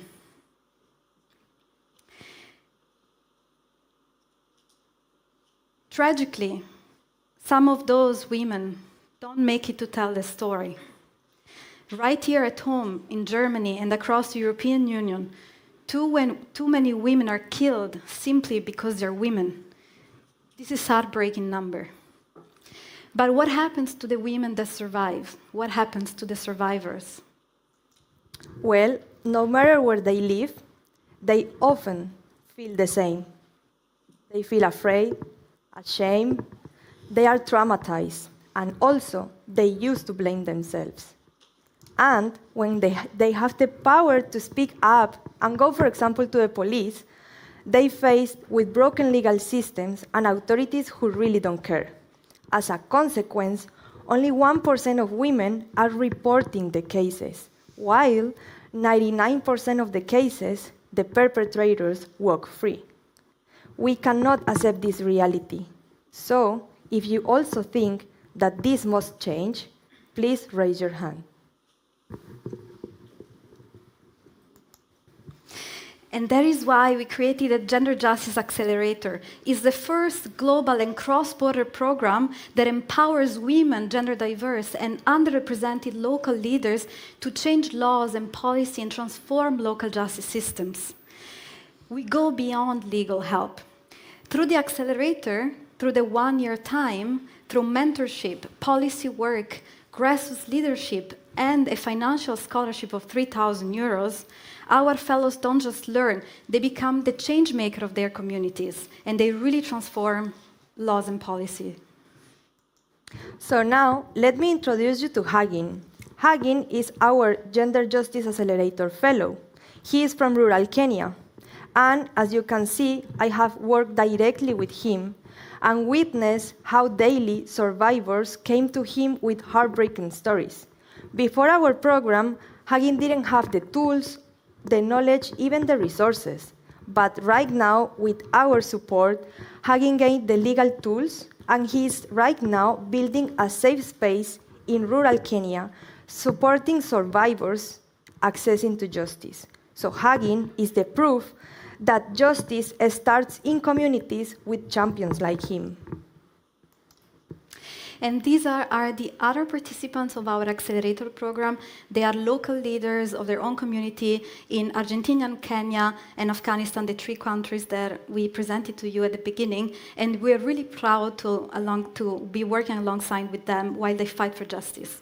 So during 1 year, with 6 fellows, we were able to train 60 paralegals in Kenya, and they went on, the 60 paralegals, and supporting 200 survivors.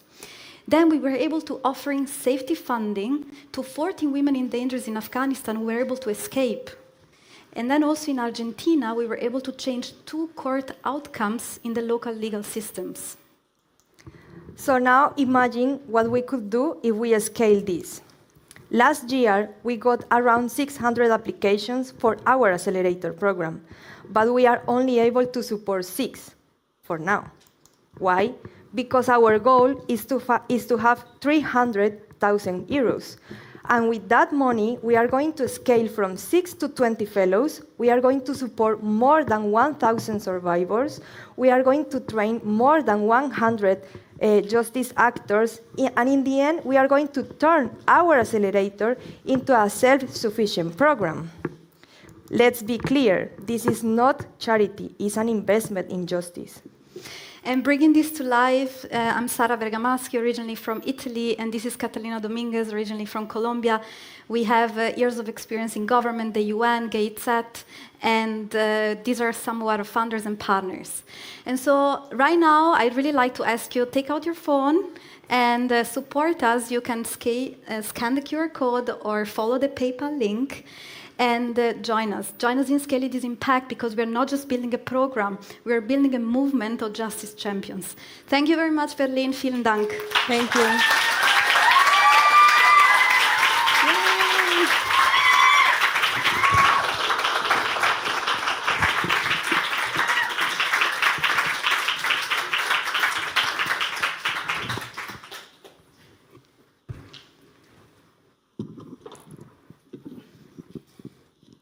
So coming from a social enterprise myself, my first question is, do you see this as a for-profit or a non-profit business? Basically, we are a non-profit organization. We are registered here in Berlin since March last year, and we also are registered as non-profit in the US. So right now, we are trying to do this as a non-profit, and we want to continue to do it that way. So basically, it's non-profit, yeah. I think that makes a lot of sense. Who do you see as your potential funders? So right now, we already have a few, so private family foundations, the Grace Accelerators, and we are approaching social businesses. For example, like ethical coffee companies in Berlin. With female founders, female-founded company, they're very interested in partnership with human rights organization. So we are looking into a win-win situation where we connect the funding, because as a non-profit, we're never gonna be able to really make revenues. So the only way is to offer like our vision of change to maybe social businesses or our founders that hopefully one day they're going to be very successful and maybe they want to partner with us and they want to fund us. So we rely really on partnerships and personal relationships. Makes sense. Thanks. So, Sara. Yeah. And we go way back, yes. You know, and I do know that back then you were also going for policy changes, right? How many of your legal advocates maybe have influenced policy changes already? I don't know, is it possible that maybe someday, because that would be really interesting for any donors, you know, as statistics working with you, to know at the end of the year how many of those were involved in changing, you know, such legal, like laws in countries. Well, actually, the 2024 cohort, Argentinian, they are lawyers, and they changed 2 court outcomes because in Argentina, if you face violence and you want to start a legal proceeding, they didn't take into consideration the forensic psychological examinations for the victims. So they have 5 cases with a judgment right now, with an outcome. And in the end, there was not in favor of the victim. They were like protecting the perpetrator. Yeah. And with this examination, psychological forensic examinations, now the judges changed 2 court outcomes. So now the cases are failing again in favor of the survivors. So from 6 cases, now 2 change the decision in favor of the survivor. There is 1 that we hope that also is going to change, but now the legal proceedings in Argentina, specifically in Buenos Aires, they are taking in consideration this, and this is completely new. And they are trying also to do it for free. So the system is going to pay for the examinations instead of the victims. Good, okay. And in Kenya, with our fellows from Kenya, they are in a rural area with no access to many resources and also legal tools. And now they are able to make a MOU, a Memorandum of Entendimiento, with the government in rural area. They are from Bungoma, so the government from Bungoma, the city in Kenya, they are partnered with our fellows, so now our fellows are going to train also police officers in the rural area, health workers, people who is working specifically and directly in the legal system. So they are not only changing laws, they start first changing the mindset of the people who is attending the cases. So in the end, justice is also going to be in favor of the survivors. Great. And you can make that all transparent on your, because it would really help. As a non-profit, you have much more a responsibility to be transparent, you know, so like all these things. On the website. Yeah. Of course, yeah. Good. We have to update it. But no, we have to update it, yeah. Good. But also Yeah, we do reports. Good. So mid-year reports to our donors, so the people who is funding us, and we have all these numbers in a way that we can show specifically how, when, everything, like very detailed. We have everything. Yeah. Yeah. Thank you. Along with your reports and your website, and you all donate and scan this code here. Thanks a lot. Thank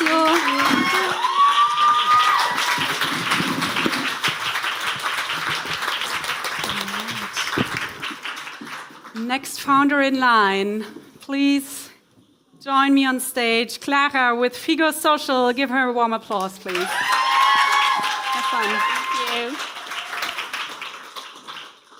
Can everyone hear me? I think so. I would like you to think about something. When is the last time that you made a new friend? Was it a month ago? Was it a year ago? Has it been so long that you can't remember? Well, making new friends is really hard, and it doesn't get better over time, because the older we get, the fewer friends we have. When we are in our 20s, we make an average of 18 meaningful social connections every month. By the time we get into retirement, that number drops to 6. So it is no surprise that more than half of retirees experience loneliness. That's over, you still hear me? That's over 100 million people across Europe and the United States. And that number keeps on growing. Loneliness is also proven to have dire consequences for our health. There are direct links with increased risks of dementia, heart diseases, and even early death. My name is Clara. I'm the co-founder and CPO of Figo Social, and our mission is to solve retiree loneliness at scale. Not only helping 100 million people living a better life, but also unlocking a 3.2 billion worldwide market opportunity. So what do we do exactly? We actually organize intimate gatherings for up to 6 carefully matched people who are all seeking the same thing: a good conversation, friendship, and genuine connection. When our users sign up for Figo, they fill out a questionnaire that's asking them about their goals and preferences and needs, like a customer, Barbara, who told us that she loves going to the theater, but since she recently moved to Berlin, she's had no one to go with anymore. Our matching algorithm takes all of these insights and turns them into tailored recommendations for our users, inviting people like Barbara to meet up opportunities that match their preferences. To help with the nerve-wracking thoughts of meeting people for the first time, we make sure to be there for our users every step of the way, giving them timely information about the event and the people they're going to meet there. But it doesn't stop there. The more our customers use Figo, the more powerful our platform becomes. Our vision is to become the social calendar of choice for retirees, making it super easy to make plans with your friends without the organizational hassle.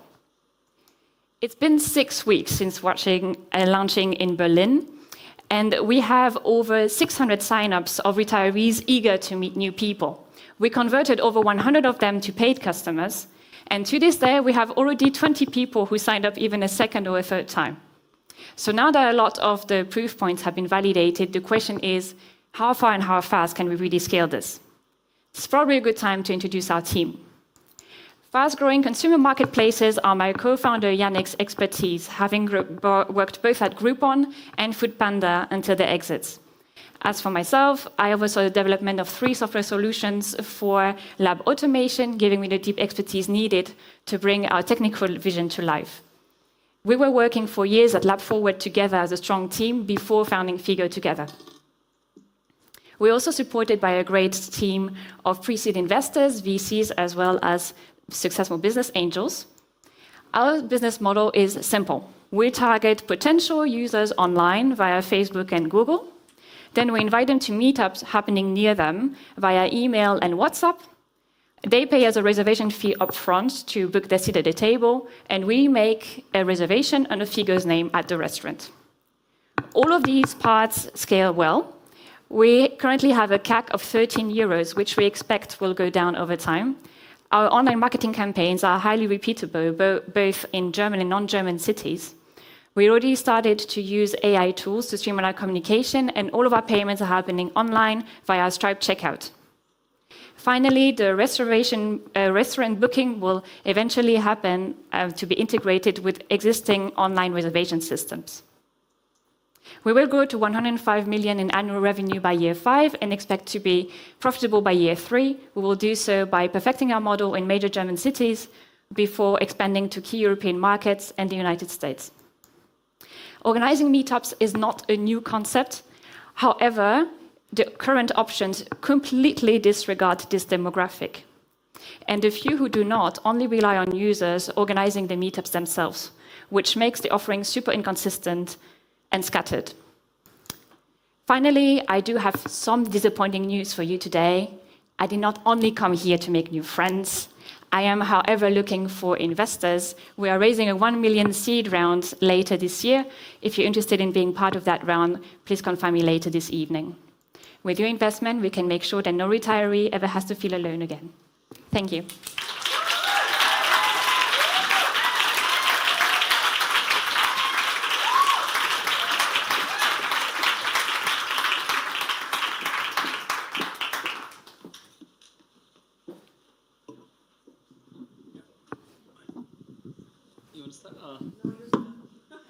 Thanks a lot for the great pitch, and definitely in a super growing market.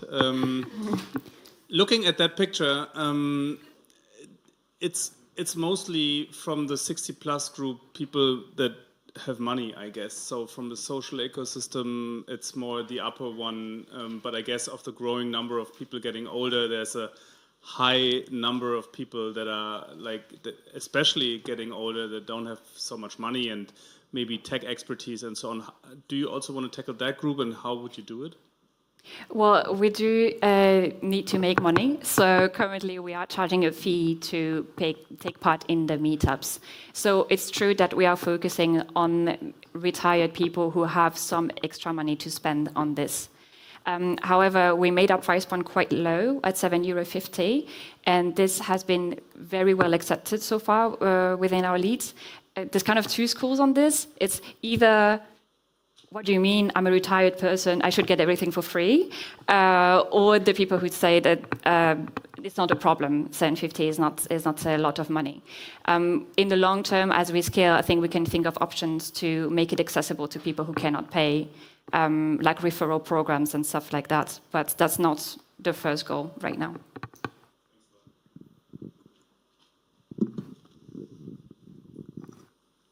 I absolutely love the product. Obviously, I have to think about my own parents. My mother loves saving money. So she would probably pay once, and then she's made new friends. And I'm wondering if she would pay twice, because now she's just made new friends, and she loves to go with this specific group to the theater. So how would you make sure that you have reoccurring customers, assuming that not everyone in the world is like my mother, thankfully? There's kind of 2 parts to that answer. The first one is that we know from other founders in that space that we talk to that the stickiness is super high. So basically with that demographic, if you offer something they like, they are super loyal customers. So that's something that's already reassuring for our retention rate in general. And the other part is, I think it touches to the reasons of why would you or would you not join the meetups in the first place. If you join because you don't have enough social connections in your life, one meetup, unless you're extremely lucky, will probably not be enough for you to fill that gap. And then there's the other part of the spectrum that we've seen of people who are joining, even though they have friends and family around them, but they just find it fun to meet new people. So for them, again, having already this group of friends is not a reason not to join. So what we've seen so far is that the retention is really good, and on the feedback we got, everyone is telling us that they want to take part again. Everyone, I'm overstating, I guess, but like a vast majority. Since we only launched 6 weeks ago, we're going to have to validate this with numbers. I think the real question for us is the frequency. Is someone going to join every month? Is someone going to join twice a year? That we don't know yet. We have a lady who already booked 5 times with us, even though we started 5 weeks ago. So she's a super fan. I don't think everyone would be like this. So your differentiator between, for example, time left is just the target group, right? Yes. Time left is a very, very similar model. But also time left has they are not limiting target group till, let's say, up to 60. Yeah. Yeah, so it's... Yeah, they cover kind of all ages. However, in practice, the customers that they have are in their 20s. So even though they try to market themselves as this is for everyone, they are not managing to touch that demographic so far. And we think we know why, because having worked, basically we worked on a different business model for a few months and then we switched. So we've been working still with that demographic. So it's been a year that we are working with that demographic. The way to address people, what their expectations are, what the UX needs to be, is different than for someone who's 20. And the truth is that if you want to, you can't just take a product that's working for someone who's 21 and suddenly want to sell it to someone who's 65. It's not like the stereotype of thinking it needs to be in super big letters or something like this, but there are insights we got. To just name one example, all of our customers are saying that they're super scared on clicking on a button when they don't know what's going to happen next, because they're like, oh, I don't know what the next step is. That's something that I've never thought of when I'm on an app, right? So there's a lot of these tweaks that make that our product is super accessible to the people who are 60 plus and that they feel comfortable using it and that they are not using time left. And I really believe that this will remain like this as long as they don't decide to dedicate an entire team to just while you're walking, I mean, again, looking at the picture, it's 4 women, 1 man. Yeah. What are the insights on your target groups in terms of what they want? Are you talking about dating? Dating, yeah. Is it singles? Oh. Is it couples? Now it gets juicy. But we can also discuss it later on. Thank you, Ralf. I have an answer. We can talk later. Thank you so much, Clara. We'll talk later.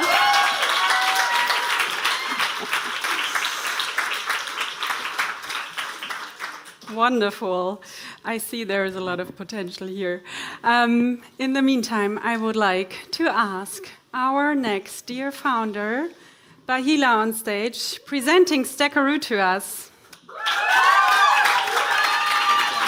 There.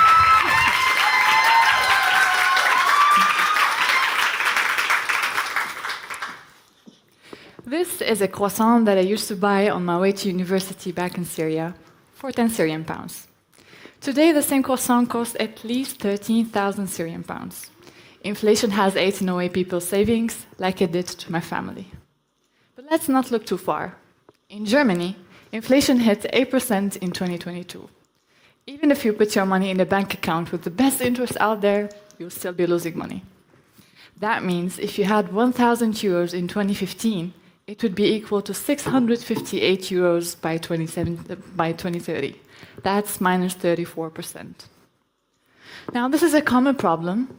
Traditional investments like property, stocks, or bank interest usually struggle to beat inflation. While technologies like blockchain shows promise, but is risky and very complicated, and sometimes even for experienced users like me. But the question is, can blockchain technology actually be the solution to fight inflation? Blockchain is a decentralized system where people can directly exchange data between one another. It's transparent, secure, and operates 24/7. People who facilitate these data transfers earn a tiny percentage of each transaction fees without any trading involved. So the more people who trade on a blockchain, the more money these facilitators get. However, these practices are extremely complicated, not connected, and volatile when you earn rewards in cryptocurrencies like Bitcoin. And existing solutions look like this. Extremely complicated and inaccessible to most users. And that's why we're developing Gicharu, an AI-powered all-in-one aggregator that simplifies access to stable passive earning opportunities on the blockchain and transfers all of this into a one-click option for non-blockchain users and businesses. And when we say stable, Gicharu works exclusively with trusted, stable digital assets known as stablecoins, which maintain a 1-to-1 ratio with the US dollars. So whether Bitcoin goes up or down, we're not affected. Now, to give you an idea of how big that is, stablecoins have a 53 billion daily trading volume, and decentralized finance has distributed over $60 billion in earnings. PayPal and Visa are now using blockchain infrastructure as well. Now, how does Gicharu work? First, you log in with your email or Facebook account, and you'll be directly on the blockchain without even realizing it.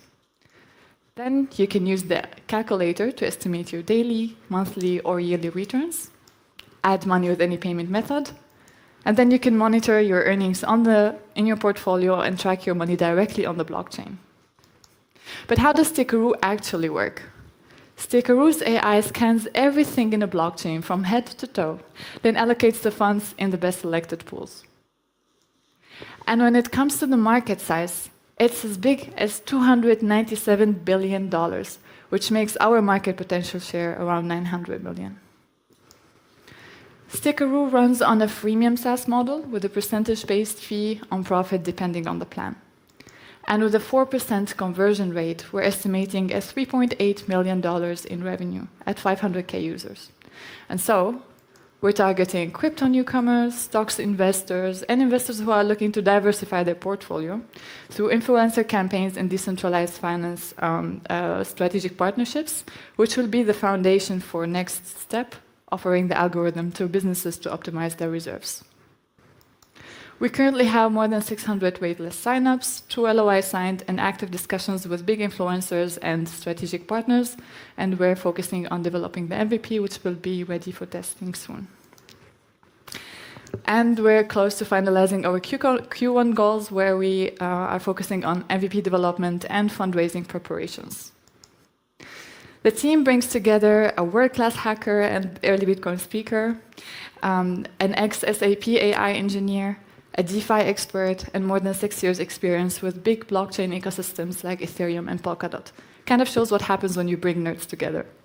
So if you want to be among the first to test our MVP or interested to invest, just reach out later. And remember, money does grow on trees if you know where to plant them. Thank you.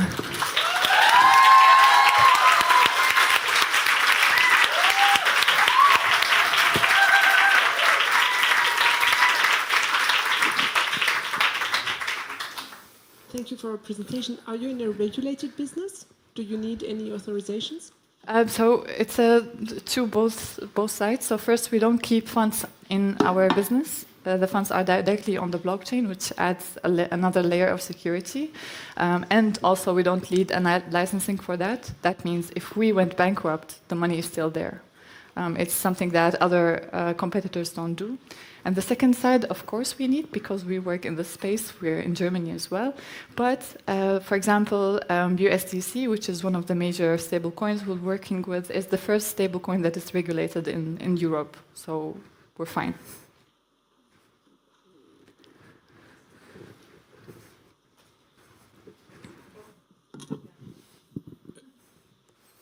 I liked your beginning. Hi, thanks a lot. And the whole pitch, I'm sorry.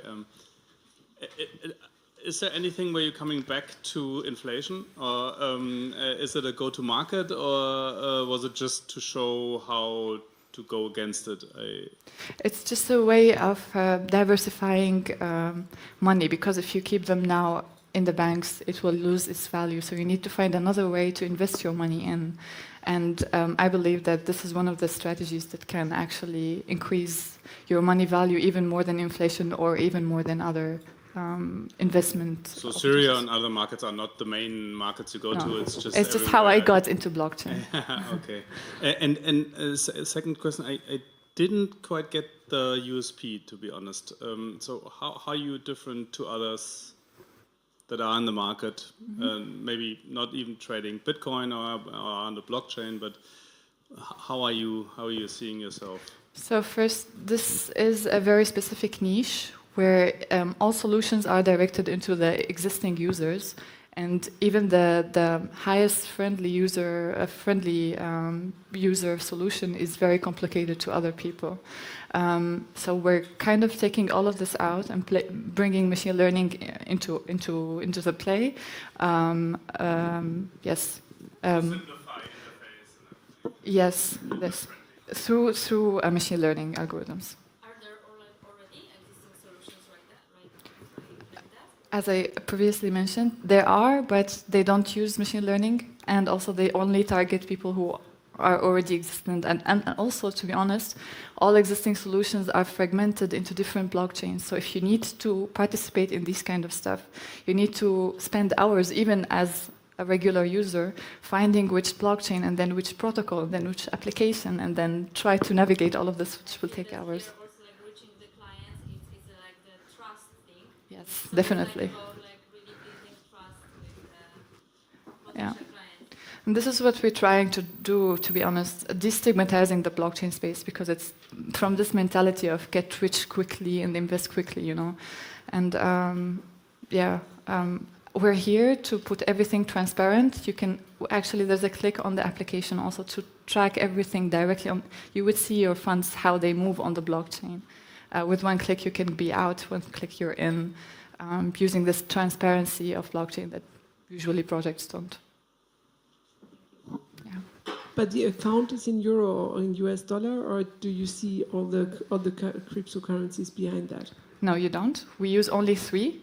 Why 3 and why US dollars? Because these are the major stable coins or stable assets that are trusted and are the bigger ones. I can still use euro stablecoin, for example, but it's not as strong, and I want to just highlight the biggest and trusted assets out there. There again. Thank you so much for this great pitch, Bahila. Thanks.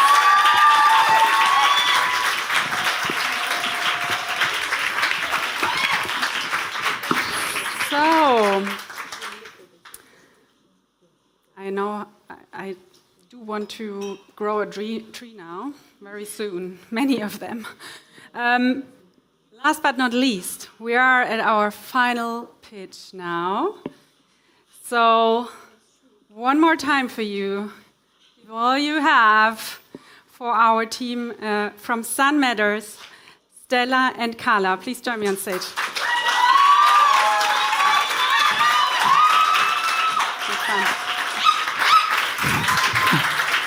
Yeah. Hi everyone, we're Carla and Stella, and this is Sun Matters. So we've spent quite some time thinking about how do we want to start this presentation. And originally, Stella and we decided we don't want to start with the problem. We want to start with something light, something optimistic, something happy. That's who we are, that's what the brand is. But this stat is too important to ignore. Skin cancer is the most common cancer worldwide. In fact, 1 in 5 adults will develop skin cancer before the age of 70. And the main reason for that is unprotected sun exposure. So why don't we use sunscreen every day? When we started thinking about this question, it became pretty obvious pretty quickly why. The list of reasons is on and on. Using sunscreen is always associated with some kind of compromise. whether that's a greasy finish, whether it's a white cast on your face, breakouts and irritation, or just annoying to remember. Introducing Sun Matters. Sun Matters is a new generation of sun care that offers effective and effortless feel-good sun care formulations for every day. We will launch this spring with 2 products. So our first product is a signature light serum, which is an SPF of 50. It is a silky, lightweight facial sunscreen that can be used and integrated into any skincare routine. The second product is our vitamin D-based sun support supplement, which boosts the skin from the inside out. Both of these products and our future portfolio of products have been developed with a range of experts, from dermatology to chemistry to even UV filter research. Most notably, we also have Dr. Sara Bechstein, who's in the audience here today, as well as Dr. Elizabeth Busney, who is an assistant professor at Harvard, who we met at the Skin Cancer Foundation in New York last year. But what really makes Sun Matters different? So to us, there's 3 key components that make our products different from other sunscreens on the market. The first are innovative textures. All Sun Matters products will be easy to use and also enjoyable to use. Coming from a user research perspective myself, it was incredibly important that we understand the sensorial barriers to sunscreen usage and integrate those into our product development. The second thing is that all of our products will include barrier-boosting ingredients. These are skin-active ingredients that not only protect your skin, but also strengthen your skin and make it more stronger over time. Third of all is that our products are microbiome friendly. In fact, we are the first sunscreen worldwide to be certified as microbiome friendly. Yeah! But what does this mean? So like your gut, your skin has a microbiome, which means that it has hundreds of thousands, if not millions, of different bacteria, viruses, and fungi on your skin, which are helping keep your skin intact and doing its proper functions. But unfortunately today, we face so many stressors, whether that's the food that you eat, the stress that you face every day, or the products that you use. And so with Sun Matters, you actually have microbiome-friendly sunscreen, which means that it's gentle and doesn't interrupt the barrier. Compared to some of our competitors in the market, you can see because of our filters that we've chosen, the ingredients that we have, and the formulas that we prioritize, we're the only company offering sunscreen who is able to offer that. And why are we entering this market? It's a massive market. In fact, it's $12 billion in size. And this is not the skincare market, that is only the sun care market. And for us, our service attainable market is already 200 million in just sunscreen. This is our roadmap to launch. We were founded last year in March. We raised an angel round in April. We had our launch products ready in September and finally received our certificate in October, which we're incredibly proud of. We are launching in April on our own direct-to-consumer shop, and also in May we will launch in certain retail stores. We're going through as I said, sun-matters.com, our own online shop, so please check it out. There's a wait list ready for you on the last slide, and we're also launching online and in-store with retailers. This is our ambitious sales target, which we plan to tackle with in-store activations, retail media, but also direct-to-consumer channels like influencer marketing and our organic channels like TikTok. Please follow us on TikTok. And all of this would not be possible without our amazing team, Carla and I, which we already introduced, then Bea, who is the former CMO of Susanne Kaufmann, a natural cosmetics brand, Marlene, who spent 8 years at Niche Beauty buying products and has great insights into all different types of skincare trends. And last but not least, we want to leave you with one note. Of course, there's a lot of reasons to fear the sun, but we're here to celebrate the sun with you. If you take a picture of the sun every single day of the year, this infinity sign appears in the sky. Flip it and you get our logo. And for us, this is the symbol of the endless connection to the sun, daily with protection. Thank you so much for listening. Please scan the code and check out our products at the reception. Thank you.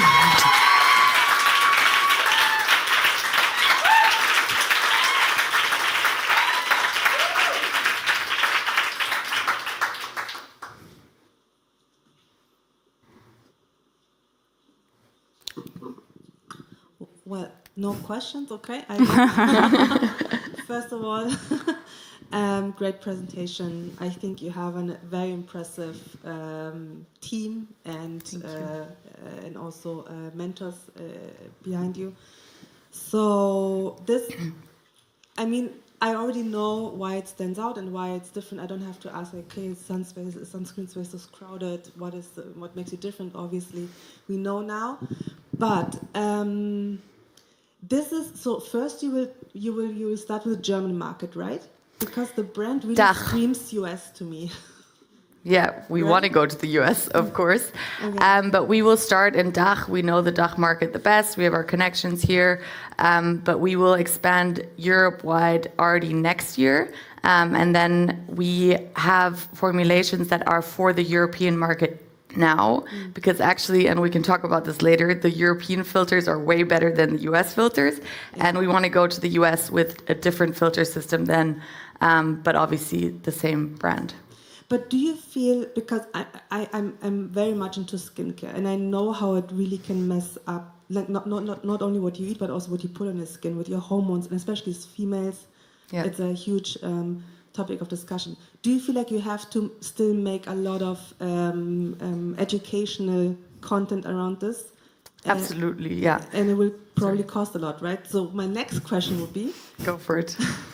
What would it cost me as a consumer to buy this? So can you already talk about the pricing? Of course. Yeah. So the retail price is $34.90 for the light serum, which is 30 ml. And the supplement will cost €39.90. And then obviously the bundle is a little bit cheaper. Yes, we have to educate, and we're already doing so. But we envision to work with very strong retail partners that help us to educate, especially because the topic of microbiome is just massive, and it's becoming really, really big.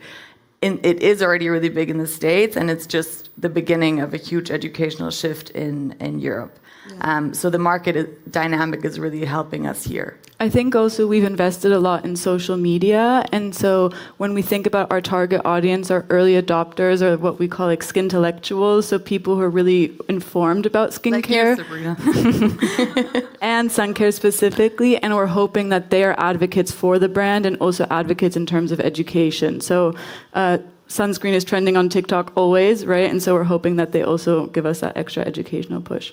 And the production is in Germany? In Italy. And you want to stay in Italy even if you are going to US market, or what's your plan around that?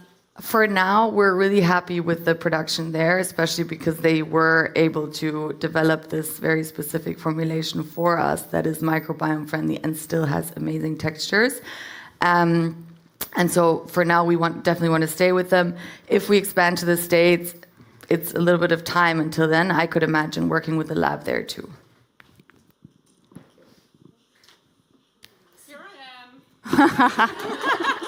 Thank you. Thanks so much, guys. Thank you.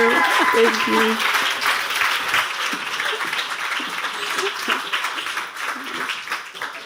It's quite crowded here. So, that was it with our pitches, and now it's your turn. And I would kindly ask the jury to move back to the jury room together with my dear colleague Suzanne. I'm showing you this QR code while other people are starting to prepare the stage. Welcome, we're going to meet you soon. But now you have about 10 minutes max to vote. Also to everyone in the live stream, get your drink later because now it's time to vote.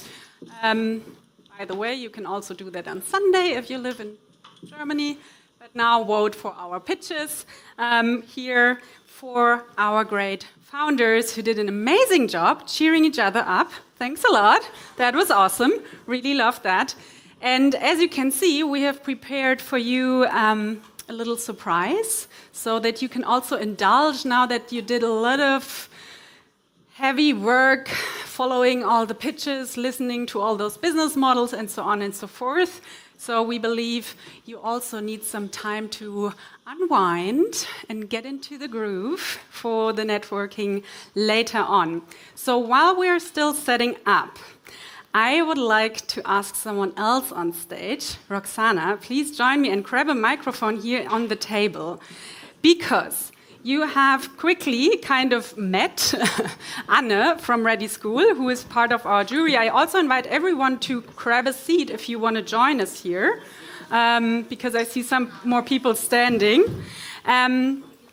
So you've met Anne kind of in the jury, and come over to me here so they can set everything up. And Redi School of Digital Integration has been around for, I think it's 10 years by now, right, Roxanne?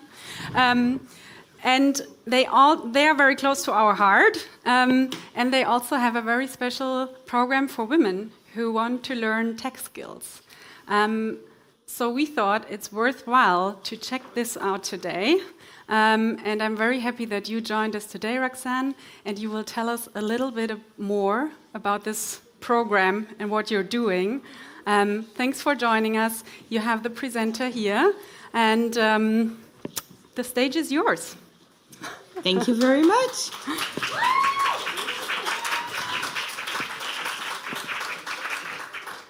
So, has everybody scanned the code to start voting? We will have it again later, so don't worry. Okay. Thank you so much, Leonie, for the introduction. Thank you very much, everybody in the Grace community, for having us here. It was a pleasure and an honor to see all these wonderful and impactful initiatives. I'm very happy to be here and to tell you about the Digital Women program at Redi School. As Leonie mentioned, we are training new digital... Oh, that was not my microphone. Okay. I don't think I'm going to be able to sing. Can everybody hear me without a microphone? Yeah. Would it be okay for the online transmission as well?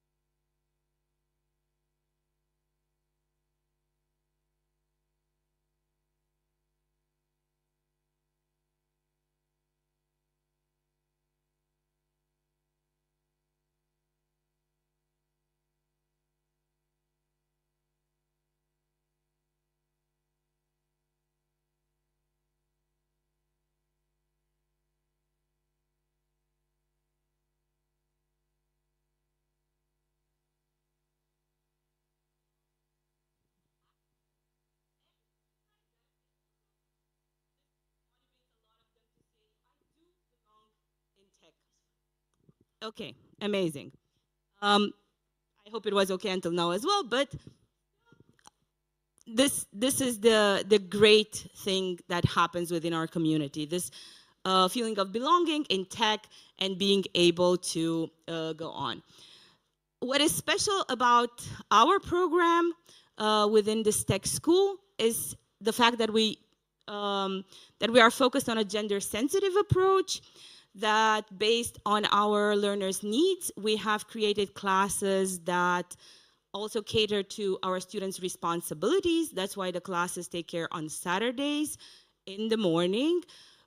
We have a lot of parents in the community, so the moms can benefit from free childcare services. And our diverse volunteer teachers also serve as role models, which really empower the students to start making change already while in the program. We have around 20% students who already have their next project lined up while still taking the course. Whether it's a project to improve their language skills or a lot of networking opportunities, jobs, or even like further education, Weiterbildungen, Ausbildungen, depending, of course, also on the skills they're learning.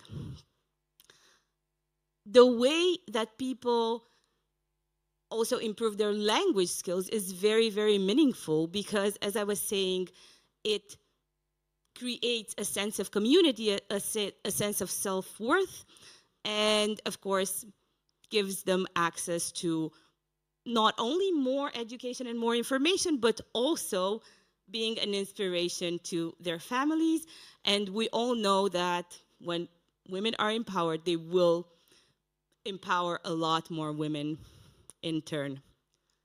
It's so difficult to speak about this in a way because we've seen it works, and unfortunately we do need support because starting July this year we are losing one of our main donors, and this puts us unfortunately at great risk of being able to continue the program at a critical point in time of whether we don't know if we're going to be able to support further students. So if you believe in the right for women, regardless of their background, to have access to education, to have better access to integration, and also to more autonomy eventually, then please feel free to start donating. You are the best person to start helping us right now. You can also, of course, connect us to companies, to the people, to your career partners, to people in CSR and DEI who would be willing to support, who are curious to find out more about us. Anna is not right now very busy with the jury duties, but we will both be at the event until the end, and we are very, very happy to answer your questions, to tell you more about the classes we offer and the support we could receive. Also, spreading the word is always a great way to support. Thank you very much.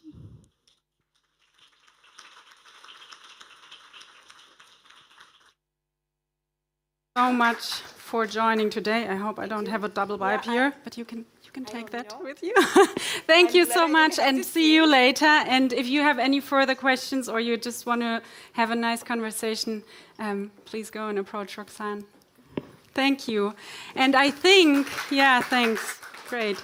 And I think we're also now ready. I need that one quickly. To scan that on a final note, if you haven't, because I'm gonna move forward now here, and I would like to welcome on stage our artist for tonight, Kid Be Kid. Welcome.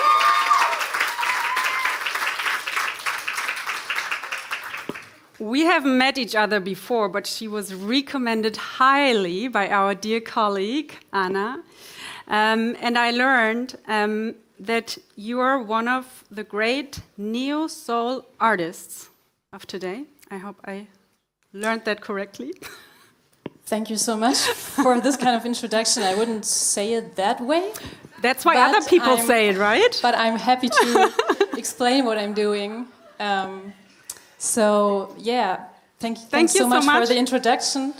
So I am Kid Be Kid, and what I do is first of all, I'm just here for your entertainment, so relax. I'm not like presenting like the future thing. I'm just presenting my music. And I am basically a one-human band.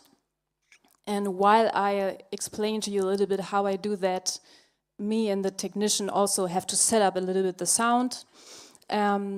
So when you hear one human band, some of you might think that I'm using a looper, which I'm actually not.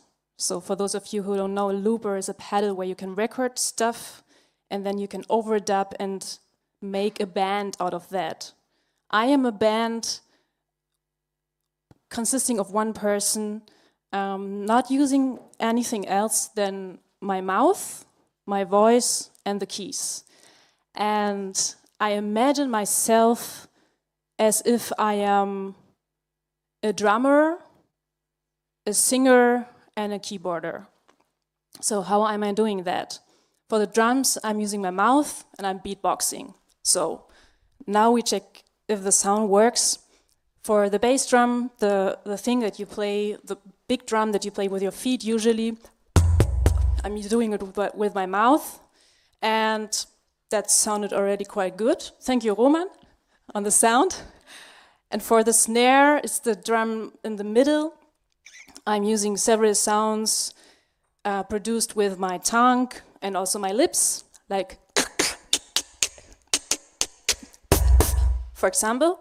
And for the hi-hats, that's these two cymbals that touch each other. I'm using just my tongue, and that's it. And now I want to also sing at the same time. So what I have to do is I have to find places where I put the vocals in between these beatboxing sounds. So, for example,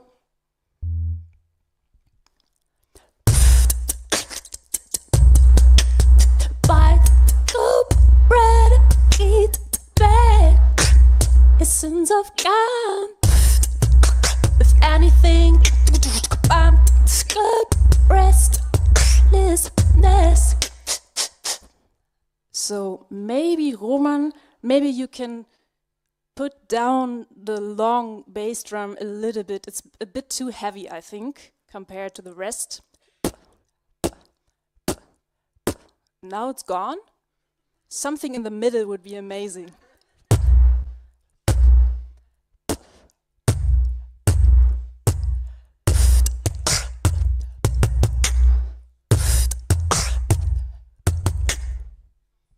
Roman will work on it a little bit more while I show you the rest of my band, which is the synthesizer here.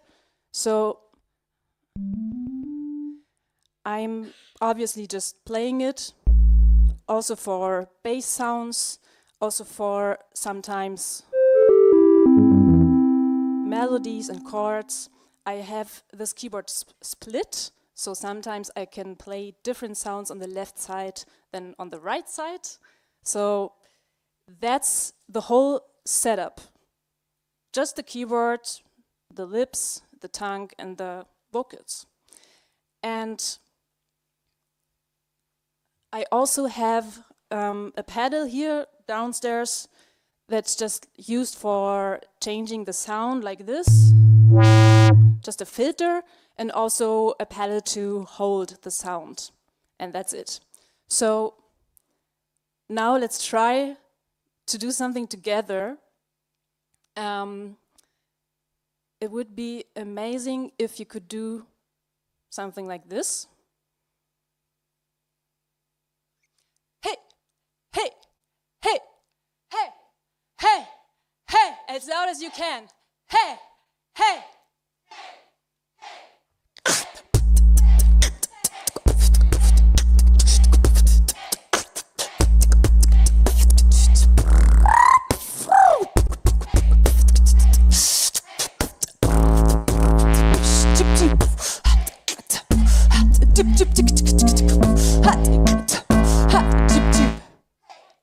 Okay, thank you. That was a good rehearsal.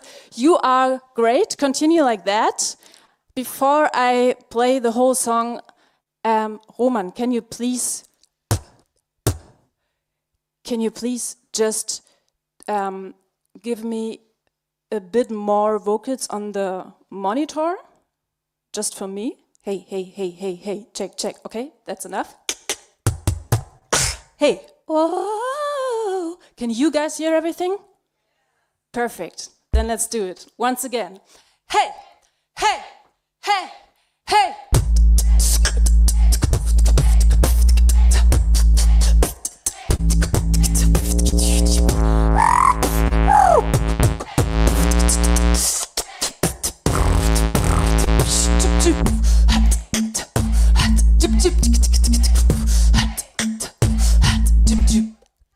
Bite, scoop, bread, eat, bed. Essence of calm. If anything, I'm scoop, rest, this mess. In person, like a kite in the wind. But they forgot to guard me. Constant restlessness, restlessness, restlessness, restlessness.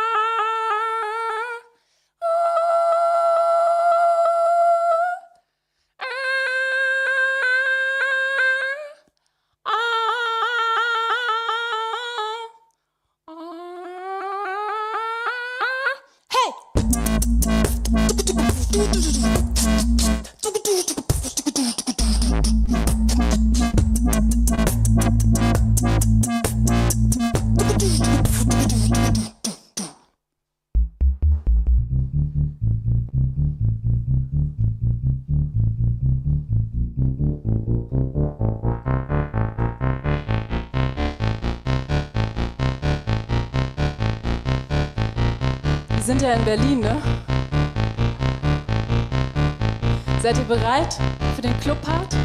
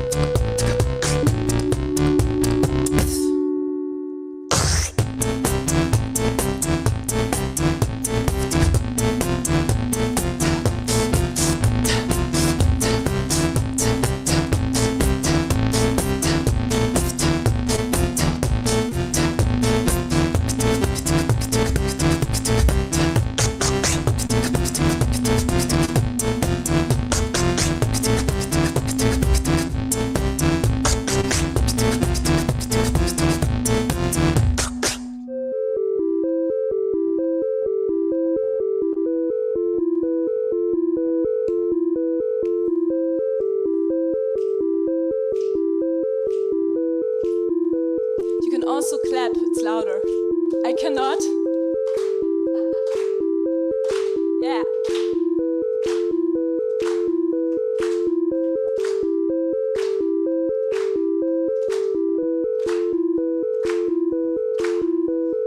Restlessness, restlessness, restlessness, restlessness. Hey, restless, restless, restless, restless,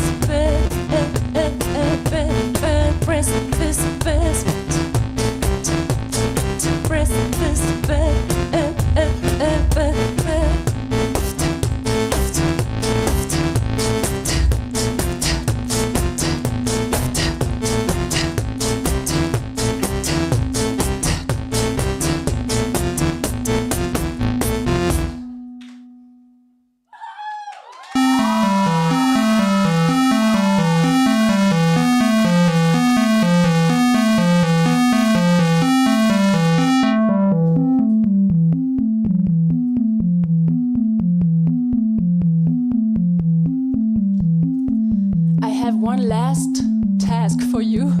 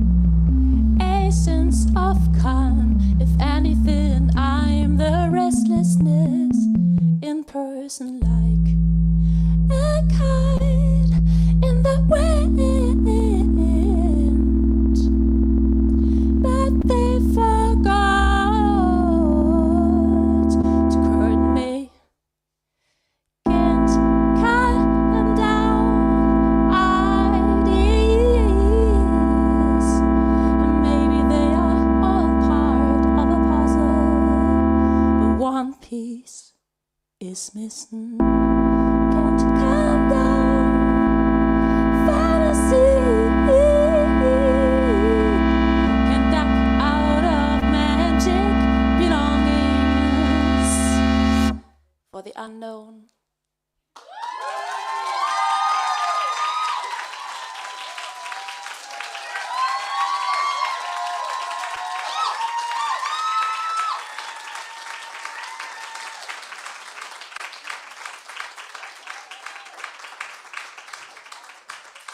So this time I missed the part to go on stage again.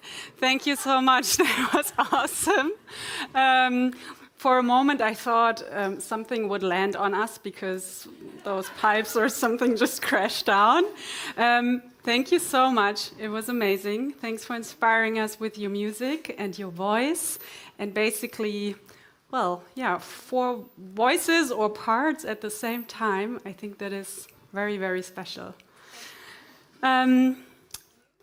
So I need some help from my team because I can't see that the jury is back here. But I could need some hands to maybe get this stuff off stage slowly so that we can soon start, unless you have a +1 song to go. Thank you so much. Because we will need the stage very soon for our 3 places and the audience award. I've heard that there is a long discussion because there was, how do you say, an even result. So I think it takes the jury a bit longer to discuss this while I have the pleasure to entertain you. Well, hey!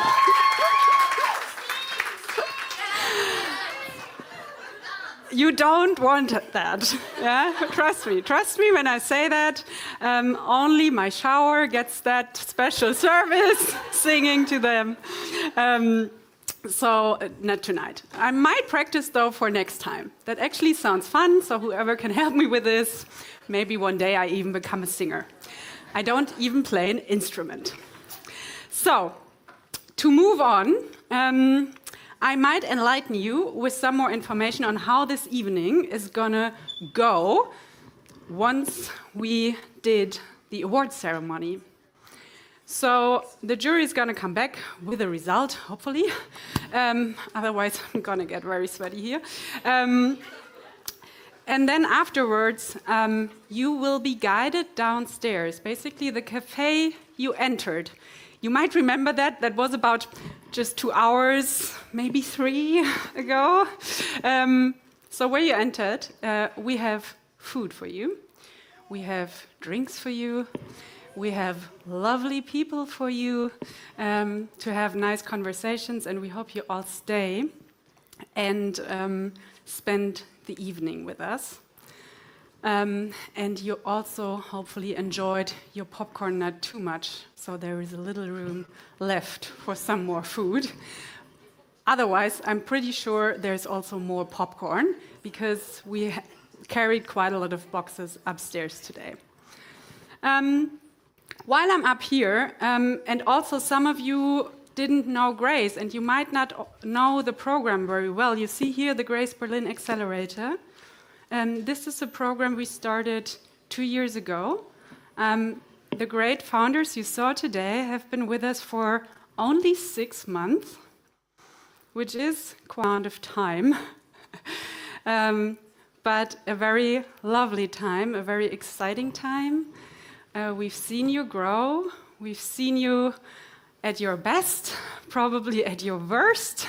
And we will continue to see you, to celebrate you, not only on moments like this today, where you shine on this stage, but pretty sure on many, many more stages in the future with your great visions, products, and solutions. So we've worked together 6 months.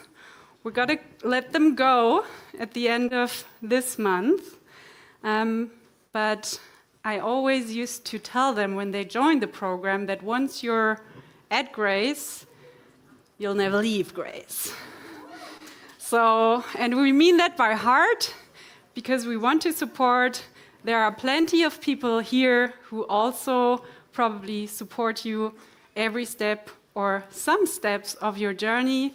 And I'm pretty sure that you can find a lot of supporters and allies tonight in this room. Maybe also some people who joined the live stream, who already sent you 10,000 messages on LinkedIn, because that's usually what happens. And we're going to celebrate tonight not only those 6 months, but every little and every big achievement, every fail that you might have made, to celebrate you and your journey, for everything that comes ahead. Thanks everyone for being here, for cheering them on. Thanks for the jury to be back. Amazing timing. My prepared speech just ended. So I'm very grateful that you're back. And now you help me, because I was enjoying this music so much that I didn't finish my moderation cards. And so we decided that 2 people of the jury will announce the 3rd place, the 2nd place, 1st place, and so on and so forth. But I don't know anymore who is pairing up. So I see Eva and Anne announcing 3rd place. And can we get a microphone, maybe this one? Awesome. So you took quite a long time. Because it was difficult. Like, first of all, we would like to really congrats all of the teams, because it was amazing, amazing projects, amazing energy, amazing presentations. So we were like really impressed. That why it took us longer than we expected. Yeah. So now but we are here with the results. So the 3rd place goes to a company where I would sign up immediately when it goes to market. We also really loved the energy, and we know that the market is tough, but we are sure that the team will overcome all the challenges. So, the third place goes to Shambakeep.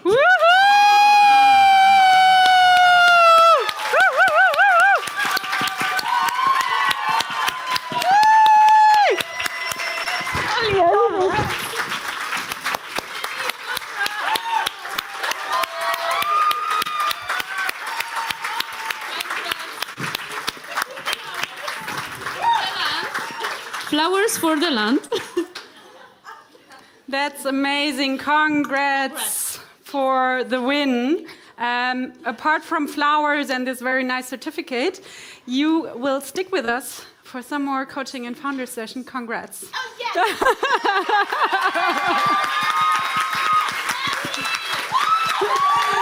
Please stay here, and you can stay here.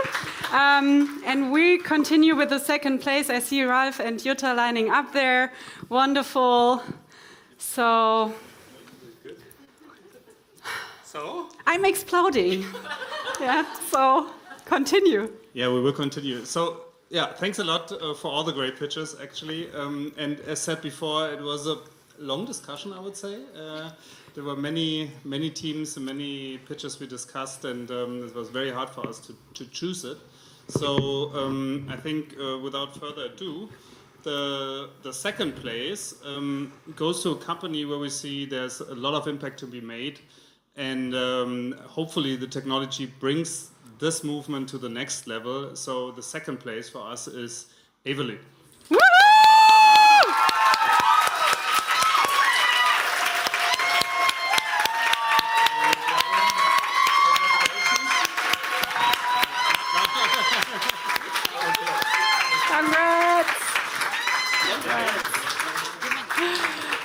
Yeah, getting the crowd up here.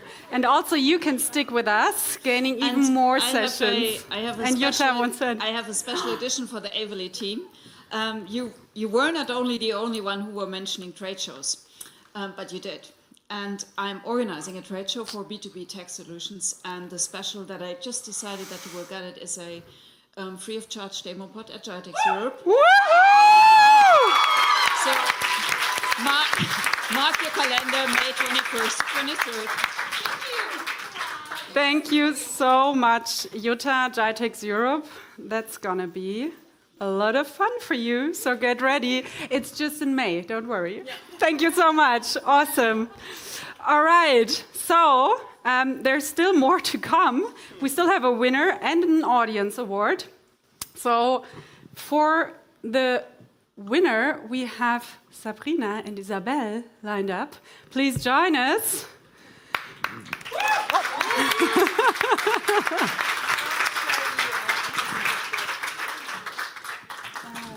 Okay, I'll do the intro song. So first of all, we're super impressed. I have to say I respect it so much that, and I'm not used to this, that I see a lot of mission impact-driven startups pitching.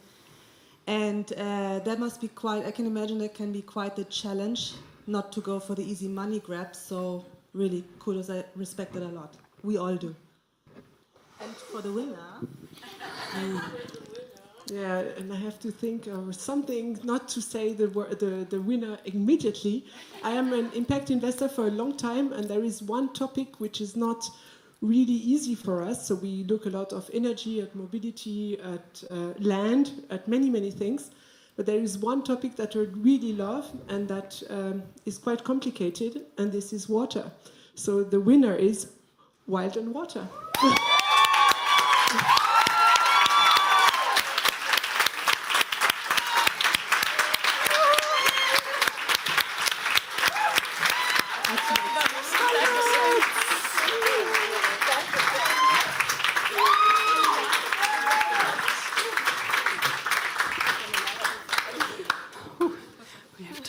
Congratulations. What do I have in store for you? You will get free office space for 6 months at Scaling Spaces. And you will also get a free seat for participating in our very own leadership development program, Empathic Organization for the Leaders of Tomorrow. So congrats to that. So,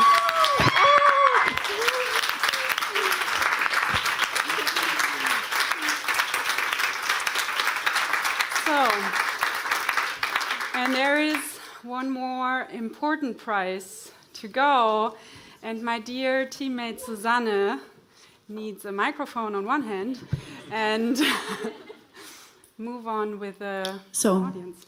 The next award is personal. It's personal to me. I have 2 daughters, and I'm a woman. And I've experienced violence as a woman. And this award goes to Sara.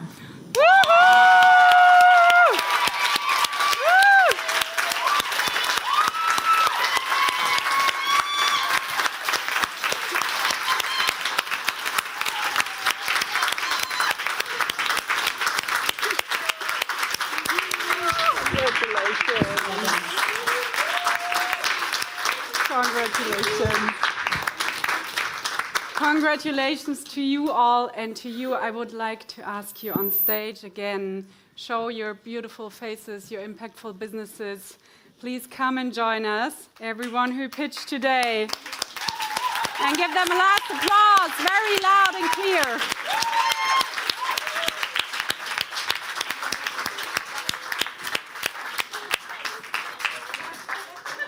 So with this, we're moving closer to the end.